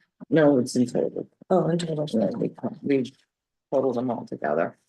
I have okay, so this is. It's like $90,000 over the last 2 years. I can pull that for you Yeah. and get that, yeah, And the same for revenues. yeah. I was trying to figure out why the big jump from 24 to now 26. Yeah. Why that was happening. I have a feeling that in 2024, we were still somewhat hesitant about code permitting fees. Because if you remember, we had sort of this weird time frame, and I think that's what it is, but I will pull it all for you. Council Mellon? Quick question. Costs to operate Shelter Care Plus, Yes, who pays? Is that So- paid back is that reimbursed to the code department? it isn't, it actually comes through the public health department. So we draw down an 8% admin fee.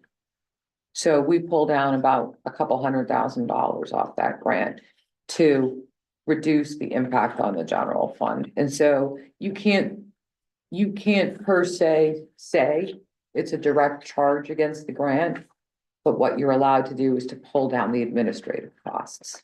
Well, is that a logical amount? I mean, are we spending more than that? Or are we spending less than that? I can certainly find out what the average cost of an inspection is.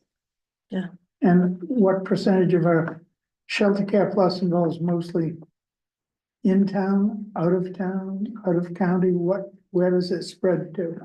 So it can be anywhere. but virtually all of them are in Bangor, and there are a couple of outliers. But yes, we can get that for you. Counselor Leonard? I just had a thought on the reactivation of the foreign trade zone. So obviously, it's a very, very new program that we're applying. Just from your perspective, or maybe Begita can also get back to us on this as well, like, what do we see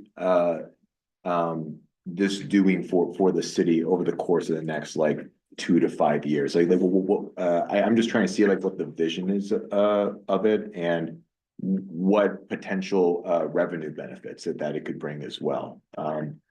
I think it brings added value to the existing businesses that have distribution to, you know, to Canada and other parts and other countries. Because, you know, it allows them to delay having to pay the tariff so that they can sell their product.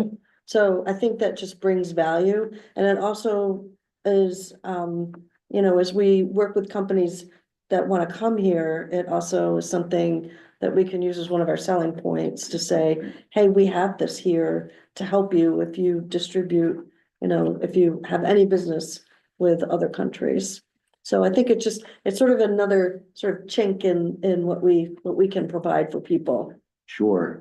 What I'd like to see in the future, like, assuming this program gets bustling and we're able to see a lot more data from it, I'd really like to see those figures as to how it does help the city overall, because it might not necessarily be a moneymaker, but it certainly is going to bring in more economic footprints into the city as well. So and other types of monies coming in. So if there's a way that we can sort of see that, that will really help me understand just the value of the trade zone overall.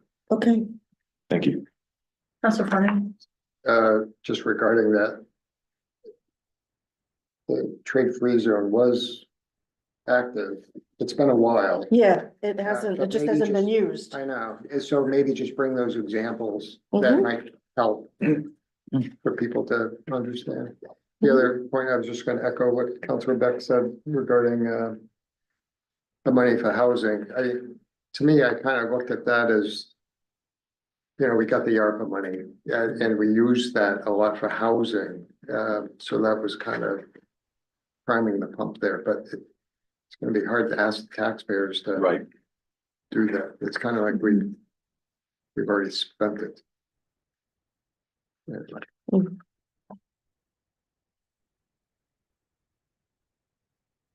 right, now let's move on to. Yeah, Oh, I just had another question, about the econ, development marketing. It looks like it went down versus last year, like 450,000. Now it's a 25,650. That's because what we did was we separated out marketing from networking. Because there are things that we attend where we sponsor. So because we want to, you know, get into that networking events to be able to make those connections. And we wanted to separate out that spending from marketing, because we really see that as two different things. Marketing is more like the ads that we do, the videos that we do, that type of thing.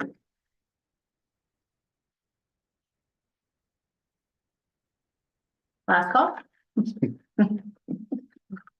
Okay, economic development.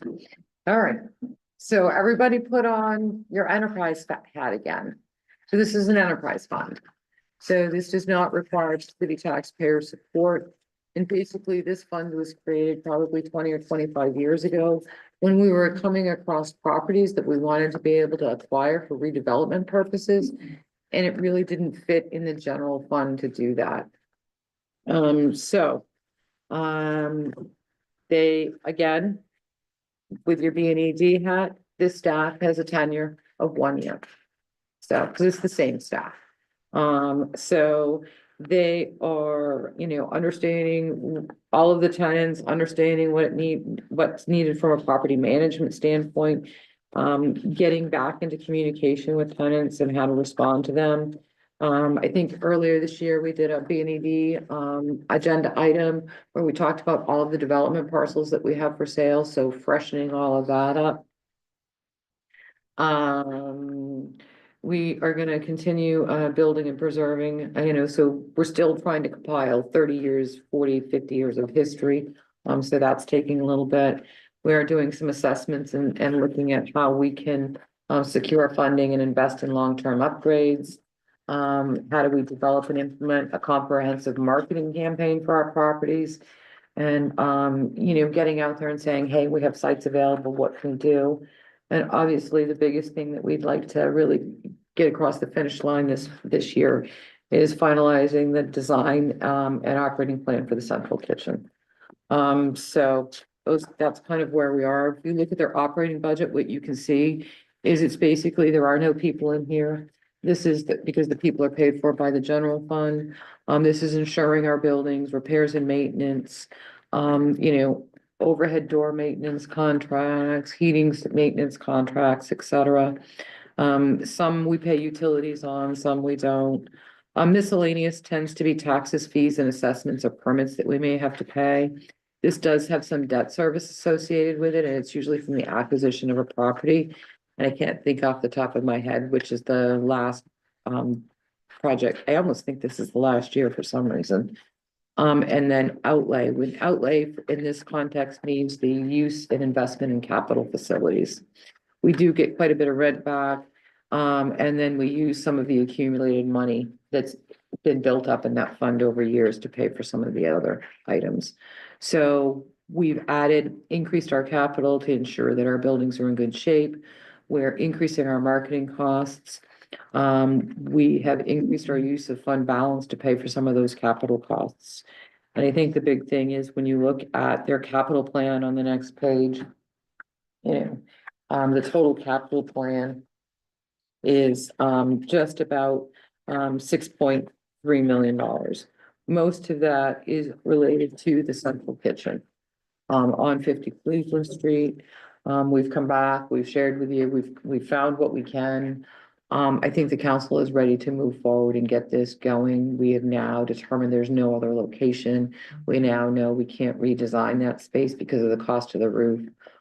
So if you approve this, we'll just begin demoing that building and preparing it and obviously coming back through with a final design and an operating plan.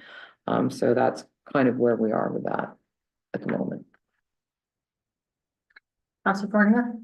Revenues just going up. Okay. I just didn't know why.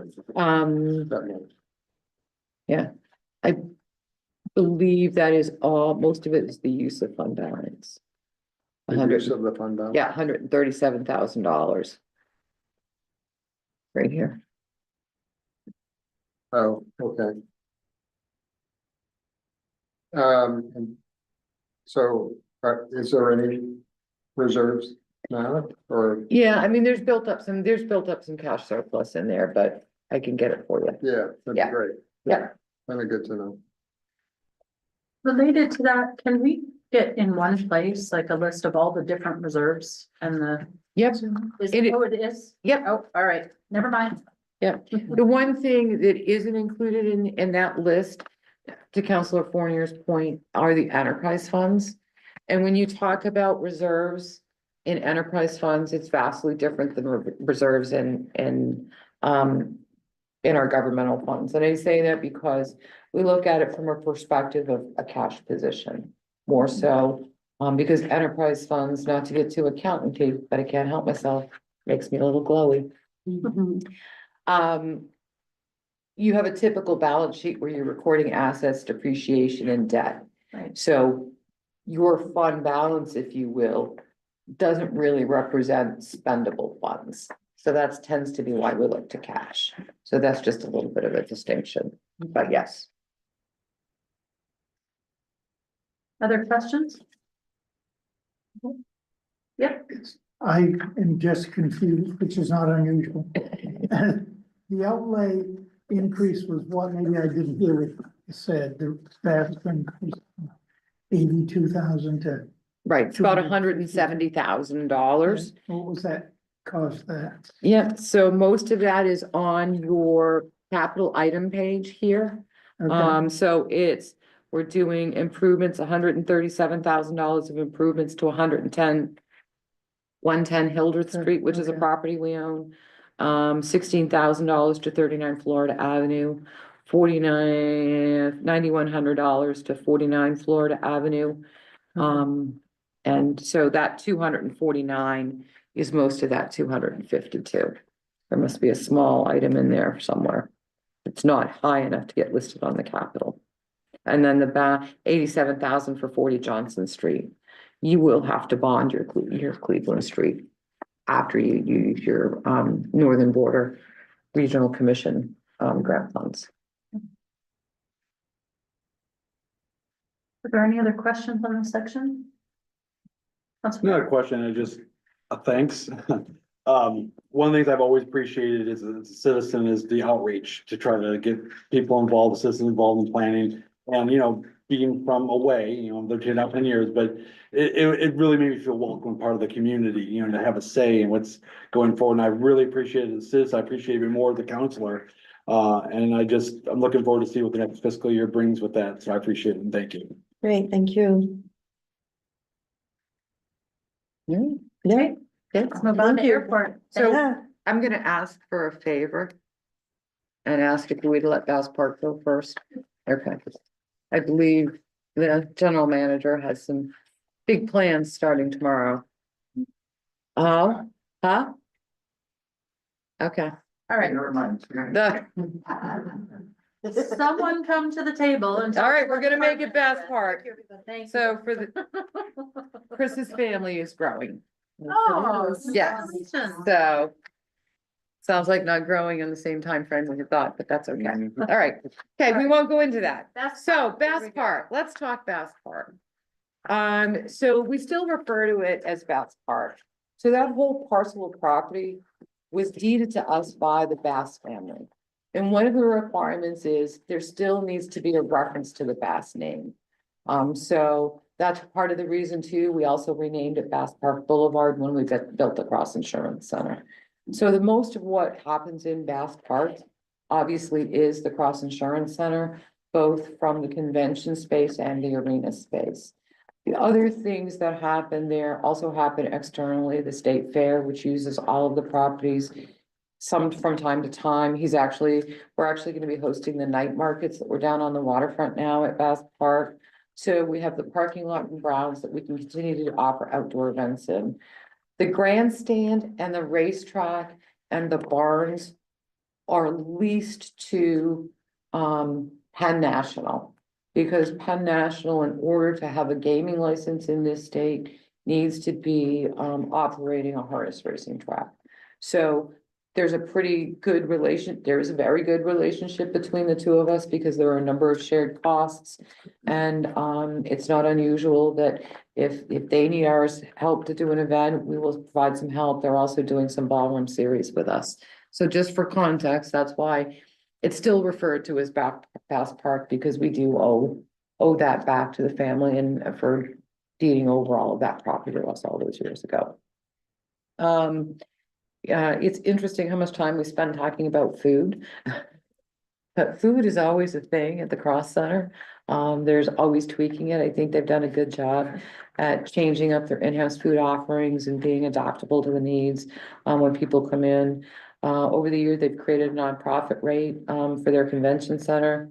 They've been increasing their gross concessions for revenue events. So if you think about it, oftentimes the way the deals are written is we're getting a base rent, but we get the concession, and that's kind of how you do that's how oftentimes the facility makes money, or at least makes enough money to cover some of its costs. Obviously, the Harvest Festival was a free event, so we saw a big uptick in attendance, which is great. Last year, we made some pretty substantial changes to the State Fair, which seemed to be very well received. So we'll continue to do that. Then obviously, if you haven't been there, there's nothing that we don't have a sign on or we won't sell. And all of those sponsorship revenues go to supporting our ability to operate. was a little bit of a downtick in national touring. We've got, it's great. It's a great problem to have. That we've got so many opportunities to do things in the summer, but it creates some competition and can be a little bit of a struggle at times. Hard to believe that the building is 10 years old and we're already starting to replace and update items. But I will say that it is important to do that. The failure to do those things routinely is why we ended up for the last, 10 years of the Bangor Auditorium with blue taps on the roof. So that you didn't get wet on the basketball court. Another thing to think about, well, I'll get to that when we get there. There are more local event spaces and people want to be more creative as to where they hold things, so we need to continue to be pivoting to that. We merely need to be developing our relationship with independent promoters. Live Nation is clearly tied to waterfront concerts, and we have a great relationship and pull acts, but we also need to be able to pull from other than just sort of the big name. The Ballroom Concert Series is coming up. I think many of you may have come to the reinvigorated Broadway series, and that's coming back next year with all new different shows. We really want to enforce our brand. We talked a little bit about convention space. Convention, when they're looking for conventions, you're looking 3 years out. You've got to be I'm going to go back to my gardening metaphor. Got to be planting the seeds now if you want to be bringing those kinds of folks in. Really going to try to do a food truck alley. Food trucks are all the rave, so if we can kind of tie it into the fair, I would probably go to the fair to eat at this point. And then, how do we continue to invest in equipment and other elements? And then continue to work, obviously, one of our biggest, tenants or renters, if you will, are the high schools and the Principals Association for Youth Sports. So if you flip on to the next page, overall, the total cost is about $6.9 million to operate the facility. I'm trying to do the math in my head. Somewhere around 40% of that is the debt service associated with building the arena. Another third of that is related to personnel. What Chris and his folks do is very personnel heavy. It's from the doors to the building, to the events, to the setup, etc. There is quite a bit. This is an enterprise fund. It is meant to be self-supporting. We always knew with that level of debt service, there would be no way that the operation of the facility would ever cover the debt service. We're always just hoping they can cover their operating costs. And most years they project a small deficit, as they are this year. But most years they have done better than anticipated. So how we fill that gap or that need and provide the funding for the debt service is two-pronged. We do it through our downtown TIF. So we pull money out of our downtown TIF to put towards the debt service associated with the Cross Insurance Center. And then we pull revenue from an arena fund. So you never see the arena fund in the budget because all the arena fund does is it sits and takes and collects all of the money from gaming that we as a host city are entitled to. And so we pull that money out of the arena fund and push it over to the Cross Insurance Center. Because when we built the arena, the council was very clear that we weren't going to do this unless we had a mechanism by which it didn't become a line item on an individual homeowner's property tax bill. So that's the two mechanisms that we put in place. The other thing that we did is recognizing the need for capital. Downtown TIFs are a little unique. You have a lot more flexibility. So we're actually able to move money from other TIFs into the downtown TIF because the state recognized the need to rebuild downtowns. And those monies we've dedicated specifically for capital purposes for the Cross Insurance Center so that we continue to maintain that. So you see a pretty extensive list of, oh yeah, it is utilities are utilities are killing you. And, we've got some insurance cost increase, but we do continue to see increasing, event revenue. Overall, the capital plan has about $225,000 of that. All of that money is coming out of a reserve. that doesn't show up per se in our list of reserves, because it's the money that we pull out of the tip. It's the extra money that we, if this is too weedy, I apologize, but we port, what's called port money out of our TIFs out by the Bangor Mall. And we move it here to be able to support this. And this is the only way you can do that. The projects that they were intended for in that mall area have been complete and have been expended. But we were able to move some additional money for an additional 20 years to match the downtown tip, which is what we did. And it allows us to continue to do our capital upgrades. And again, relatively minor maintenance issues in many ways. Carpet security improvements, communication equipment, cleaning equipment, IT improvements, LED upgrades, convention center upgrades, parking lot improvements, etc. I can't remember. There is, we talked a little bit about it, I think last night. We're all running together at this point, but we talked about the fact that there is a new program request out there, and it will come back on the whole form about adding in a position to do marketing and convention things and what that may look like for the city. And as I shared, Oakview Group, which is the corporate manager of the Cross Insurance Center, you all see, I will tell you that the people you see in our building, they are ours, but they technically work for a different employer. And it doesn't really matter because they're still here and part of our community. But Oakview, the corporate partner, had agreed to kick in $25,000 a year towards that. And he agreed very quickly, and I realized I should have asked for more. Okay, when I asked him. Councilor House? Thank you. Just a couple of things. When I look at the capital improvement program, the reason that the building looks as good as it does is we do this regularly. We didn't wait like we did with the auditorium. Correct. So, of course, I'm sure those could be higher Yep. if they wanted to really add I don't extra think things. they would turn you down. No, but you look ahead and you've managed to realize that we have to put money into it to keep it rentable.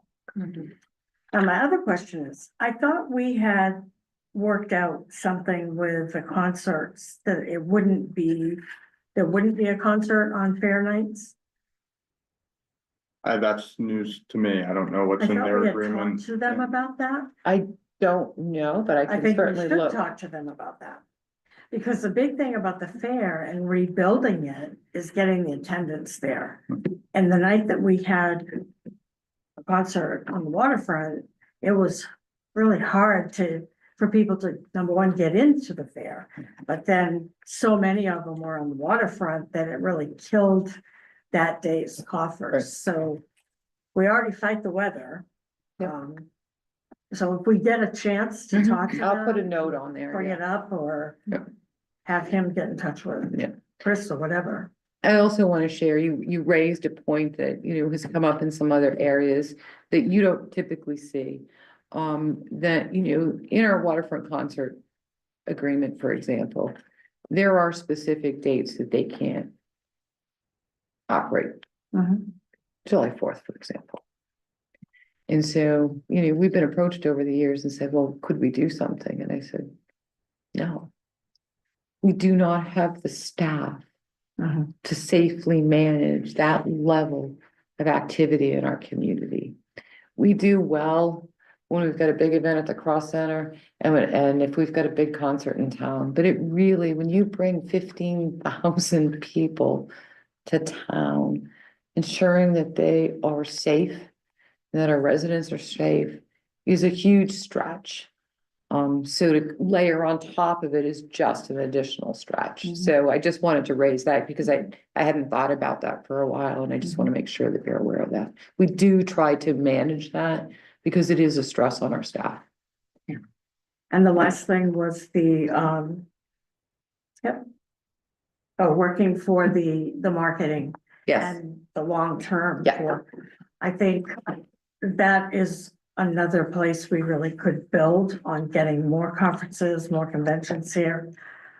It will take time, but there's been so many more events there in the past 3 years anyway, that people are returning. Mhm. They're going out and telling other people and they're calling and asking. So if we could get the promoters and Right. the actual workers Right. that go to these conference facilities and look. And I do think it helps with the variety of entertainment options that have become the staple for the last 3 years. And a lot of that goes to Chris and his staff. Because what we know is you gotta have something for everybody. And I think he's done a good job getting a variety of opportunities for, it's not just straight, every time he tells me about a concert, I'm like, can it be something, when's my blues concert coming? That's what I wanna know, and he knows that. But, we have enough of a variety so that maybe you wouldn't been in there and now you go to a show and you go, hey, this is a place to think about. And you tell your friend and they tell their friend. And so I think it's the variety that we offer that's helped kind of spread that word of mouth, but there isn't that focused meeting planner. And that to me is the piece we're missing. But you are right. It is his management, his Right. staff. That keeps people coming back. That's correct.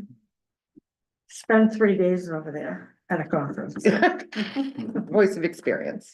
Council Carney? Yeah. How much money is coming in from gaming? Just about, I think the last time I looked, it was about 2.1 million a year. 0.1? Yeah. Yeah. It's 2 to 2.1 million a Yeah. year. Yep. Great, thanks.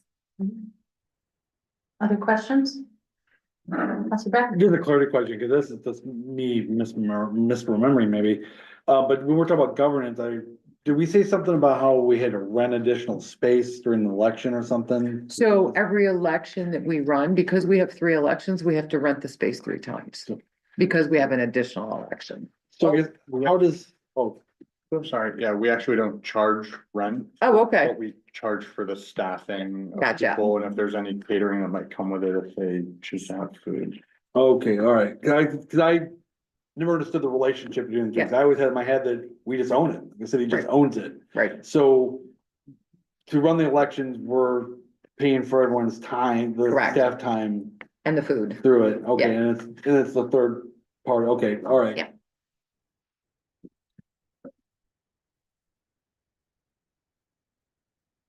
Okay, thank you. Appreciate it. Good luck over the next few days. Keep me posted, Chris. Yep. And for those of you who have never seen it, this is the every other year where we are host to the Loggers Convention. Oh, yeah. And so if you ever want to see Excited. big equipment and big tires, it's already starting to build in the parking lot. I saw. Arena. Correct. I wondered what all those fences were for. Correct. So it switches, but Thank you. it's Thank here you. every Thank other you. year. All right, thank you guys, because I'm sorry, I was under the impression we were having something tomorrow. Airport. So Jose is here again. We are gonna wind up the night with an enterprise fund. And it's always interesting when you talk to people, people don't realize that we own and operate the airport. They're like, what do you mean you own and operate the airport? So the airport is obviously one of our largest enterprise funds and really has a pretty diverse operation. I think you've all heard quite a bit about, our runway rehabilitation. We're happy that we are in phase 2. We are moving through and at least staying on where we hope is track, so we will minimize any future pain and inconvenience to the public. Obviously, this year we opened that 800 space lot and I was, practically full before the paint dried. We are deploying, we've started rolling out the common use solution. That isn't fully integrated at this point, based on the needs of the airlines. We're doing Petroven fuel control system. We're doing some work order processing and we are in the process of upgrading our security access control. Clearly you've heard and welcomed, and we've had really good feedback on Breeze joining us as on a direct service carrier. And you've heard about the seasonal services that we've been able to add with Delta through Atlanta and Detroit. And this increases capacity and frequency for us and better connection to markets, all of which is good. We are still kind of watching what's gonna happen with our Canadian friends. 40% of our passengers are typically from Canada, so that could have a pretty significant impact. I will say that it's interesting in the summer months, you know, we're more people coming here. And so the Canadian impact is likely, you know, at least to be softened until we get into the winter months more so. I think that's where we may see it. And hopefully by then there'll be more clarity as to where all of this is going. We continue to have record-breaking passenger traffic and trying to, you know, increase our infrastructure to serve our customers. There are new screening requirements coming out through TSA, and Jose, with, you know, his background in aviation and being with us. So Jose's only been with us for a year and a half now. But Jose feels like he's been here for longer. He'll probably says that himself, depending on some of those. So we've looked at some organizational alignments, and we're likely going to be starting to make some shifts in those over the next few years, next few years. Obviously, it's not only about ensuring that our commercial airline relationships are in place and how we can expand and build on those. But we obviously, with a joint use facility, getting in touch with our military partners. We are a concessionaire, if you will. Every rental car agency is a concessionaire to us. Our small businesses that are located inside the terminal, and we're a substantial landlord for economic development purposes. So it's really been good and kind of interesting. So, you know, Jose works quite a bit with the economic development team. And so, you know, he only had sort of like a 5 or 6 month head start on them. So it's really giving him an opportunity to say, what should we be in the future and how can we be more responsive? So that's going on. We're hoping to get the runway project and runway rehabilitation all behind us. And then we can move on to terminal connector because, you know, it's Maine. Why wouldn't you want to have something under construction?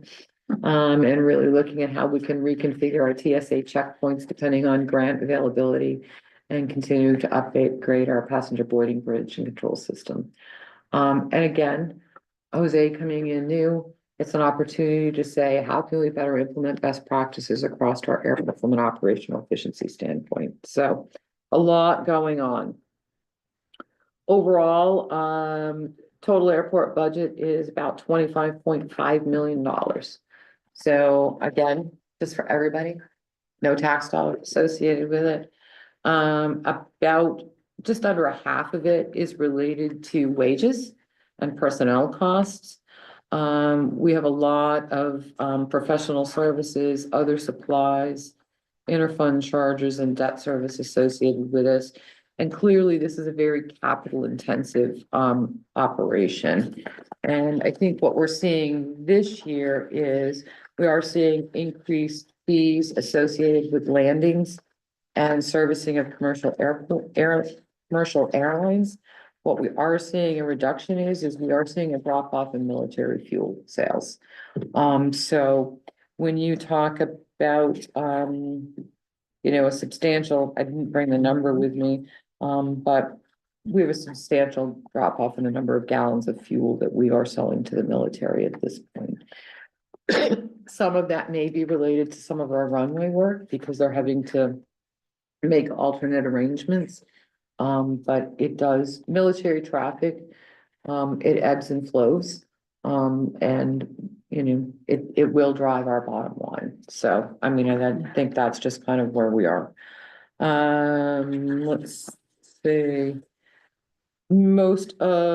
We're having, you know, some significant increases in our wages and benefits like we have seen historically everywhere else, but you're also going to see some reductions in revenues related to fuel sales. So, you know, we're going to see about $1 million less in Jet A fuel sales this year, and that's net. But we're seeing an increase in parking fees, so which is why we did it. We're seeing an increase in concession fees, and concession fees can include rental cars. So never think about concession fees being, you know, the grasshopper shop and the cafe. Leased properties, again, we're a pretty significant landlord, so these are just generally increases. And then we have what I call frontline services that we're offering to our aircraft, that's about 152,000. And then outlay again is capital. We are starting to scale that back. We've had to start putting significant money to local match for very large projects. When you're doing a $20 million project, the local match gets big in a hurry. But having said that, you're gonna see their capital plan is a lot more brief. It's a lot, but if you look at it, we are still in sometimes replacing equipment from where was the 1955 tug. We got our use out of our equipment, and I think there is also is there an older fuel truck in here somewhere too that we're replacing, if I remember correctly? Okay, 76. yeah, 1976. Right under the. Yeah, so Older than I am. we get, oh my gosh. So we get a lot of use out of our equipment out there, but what you see at the top is what we've tried to break it out by is sort of categorize it. So yeah, and some of the categories give you an understanding of the funding source. When you see AIP and BIL, AIP is the Airport Improvement Plan, and BIL is the something infrastructure. Bipartisan infrastructure, thank you. And this is, while the runway of year 2 is already underway, the grant won't actually come out until this year. So you're seeing the full cost of that. But when you look down on how things are funded, I think that's one more page. We do break it out between how much is coming from the FAA, how much is coming from MDOT, and depending on the project, how much is coming from the Maine Air National Air Guard versus the local piece. So those are the two big ones. We are also looking at our passenger PFC, which is a passenger facility charge. So for any of you who've flown, you know, you often get that $4.50 or $5 added on. Every airport is allowed to do that, provided you follow protocol and process to get it approved. And what it allows you to do is collect a dollar amount on every ticket that you in turn have to invest to make improvements that benefit passengers. So you're not allowed to assess a PFC and basically create an executive suite for Jose, because that does not benefit the passenger.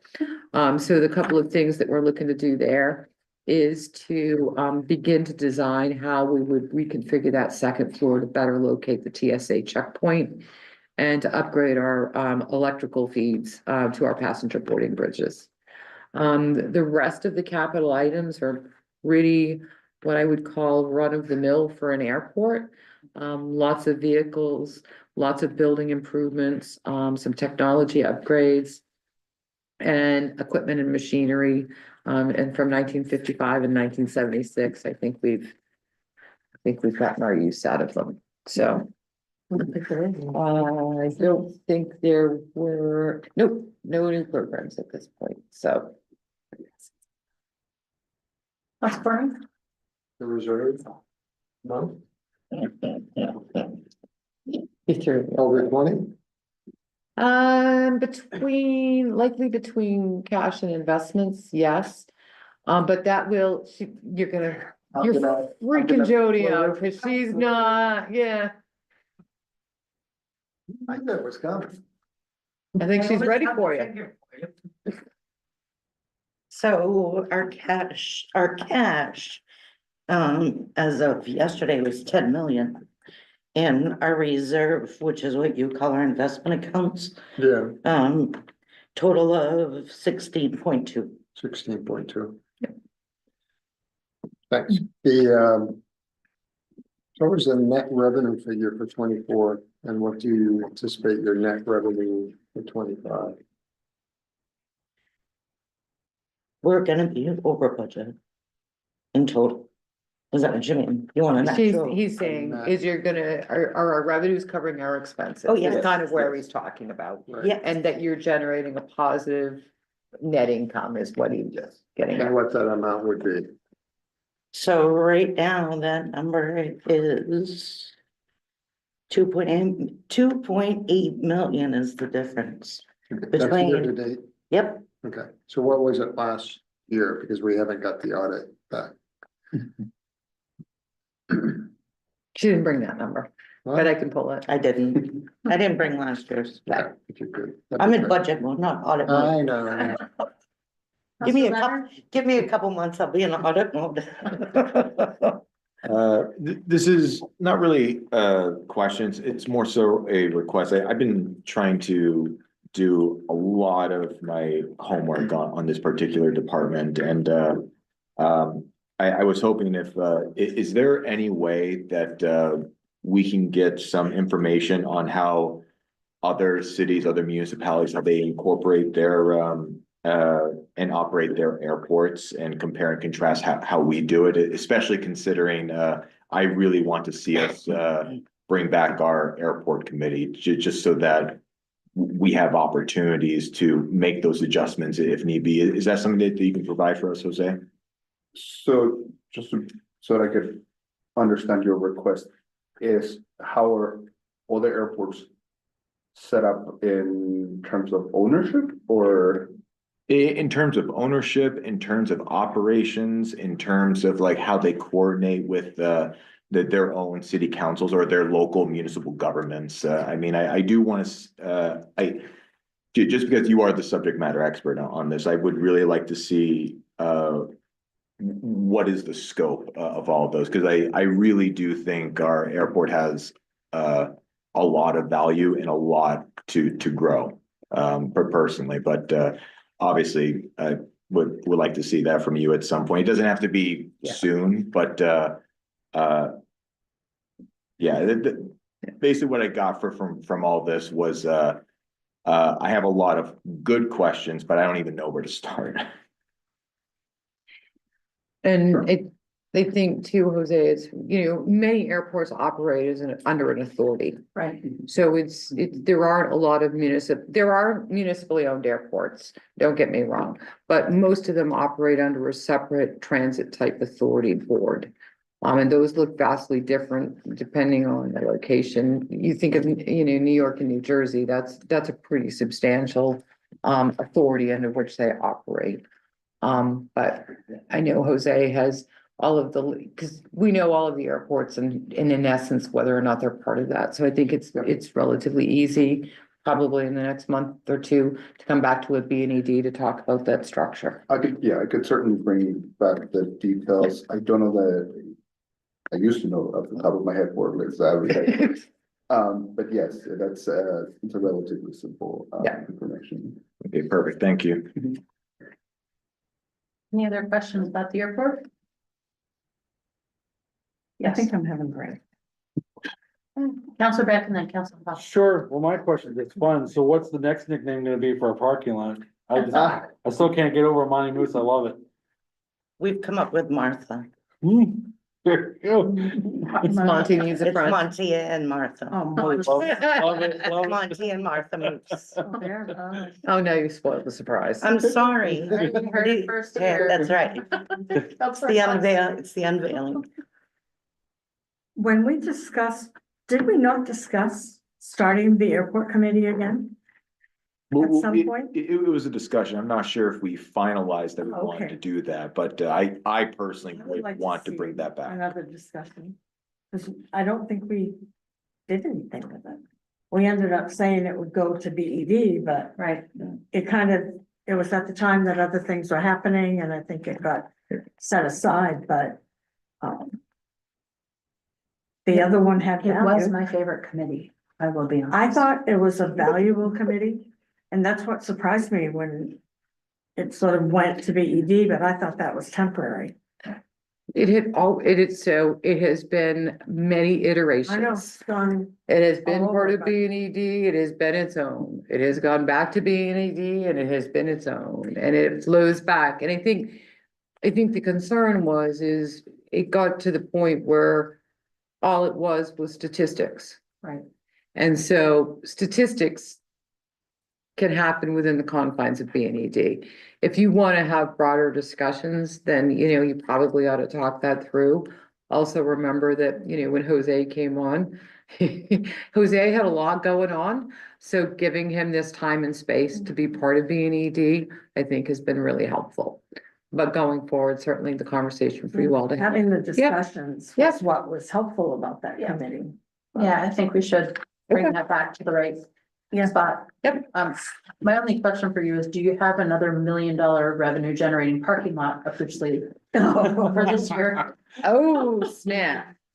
So, well, I think the capital list of uh, assets captures a lot of what we're doing. I think one of the things that I've been able to work on and obviously together with the entire team is reassessing a lot of the operational needs of the airport to start fine tuning things here and there and adjust. And so I think that for context, when 2 years ago, when we were about to go into our heavy traffic season of the winter, and the scramble that we had to accommodate for passengers was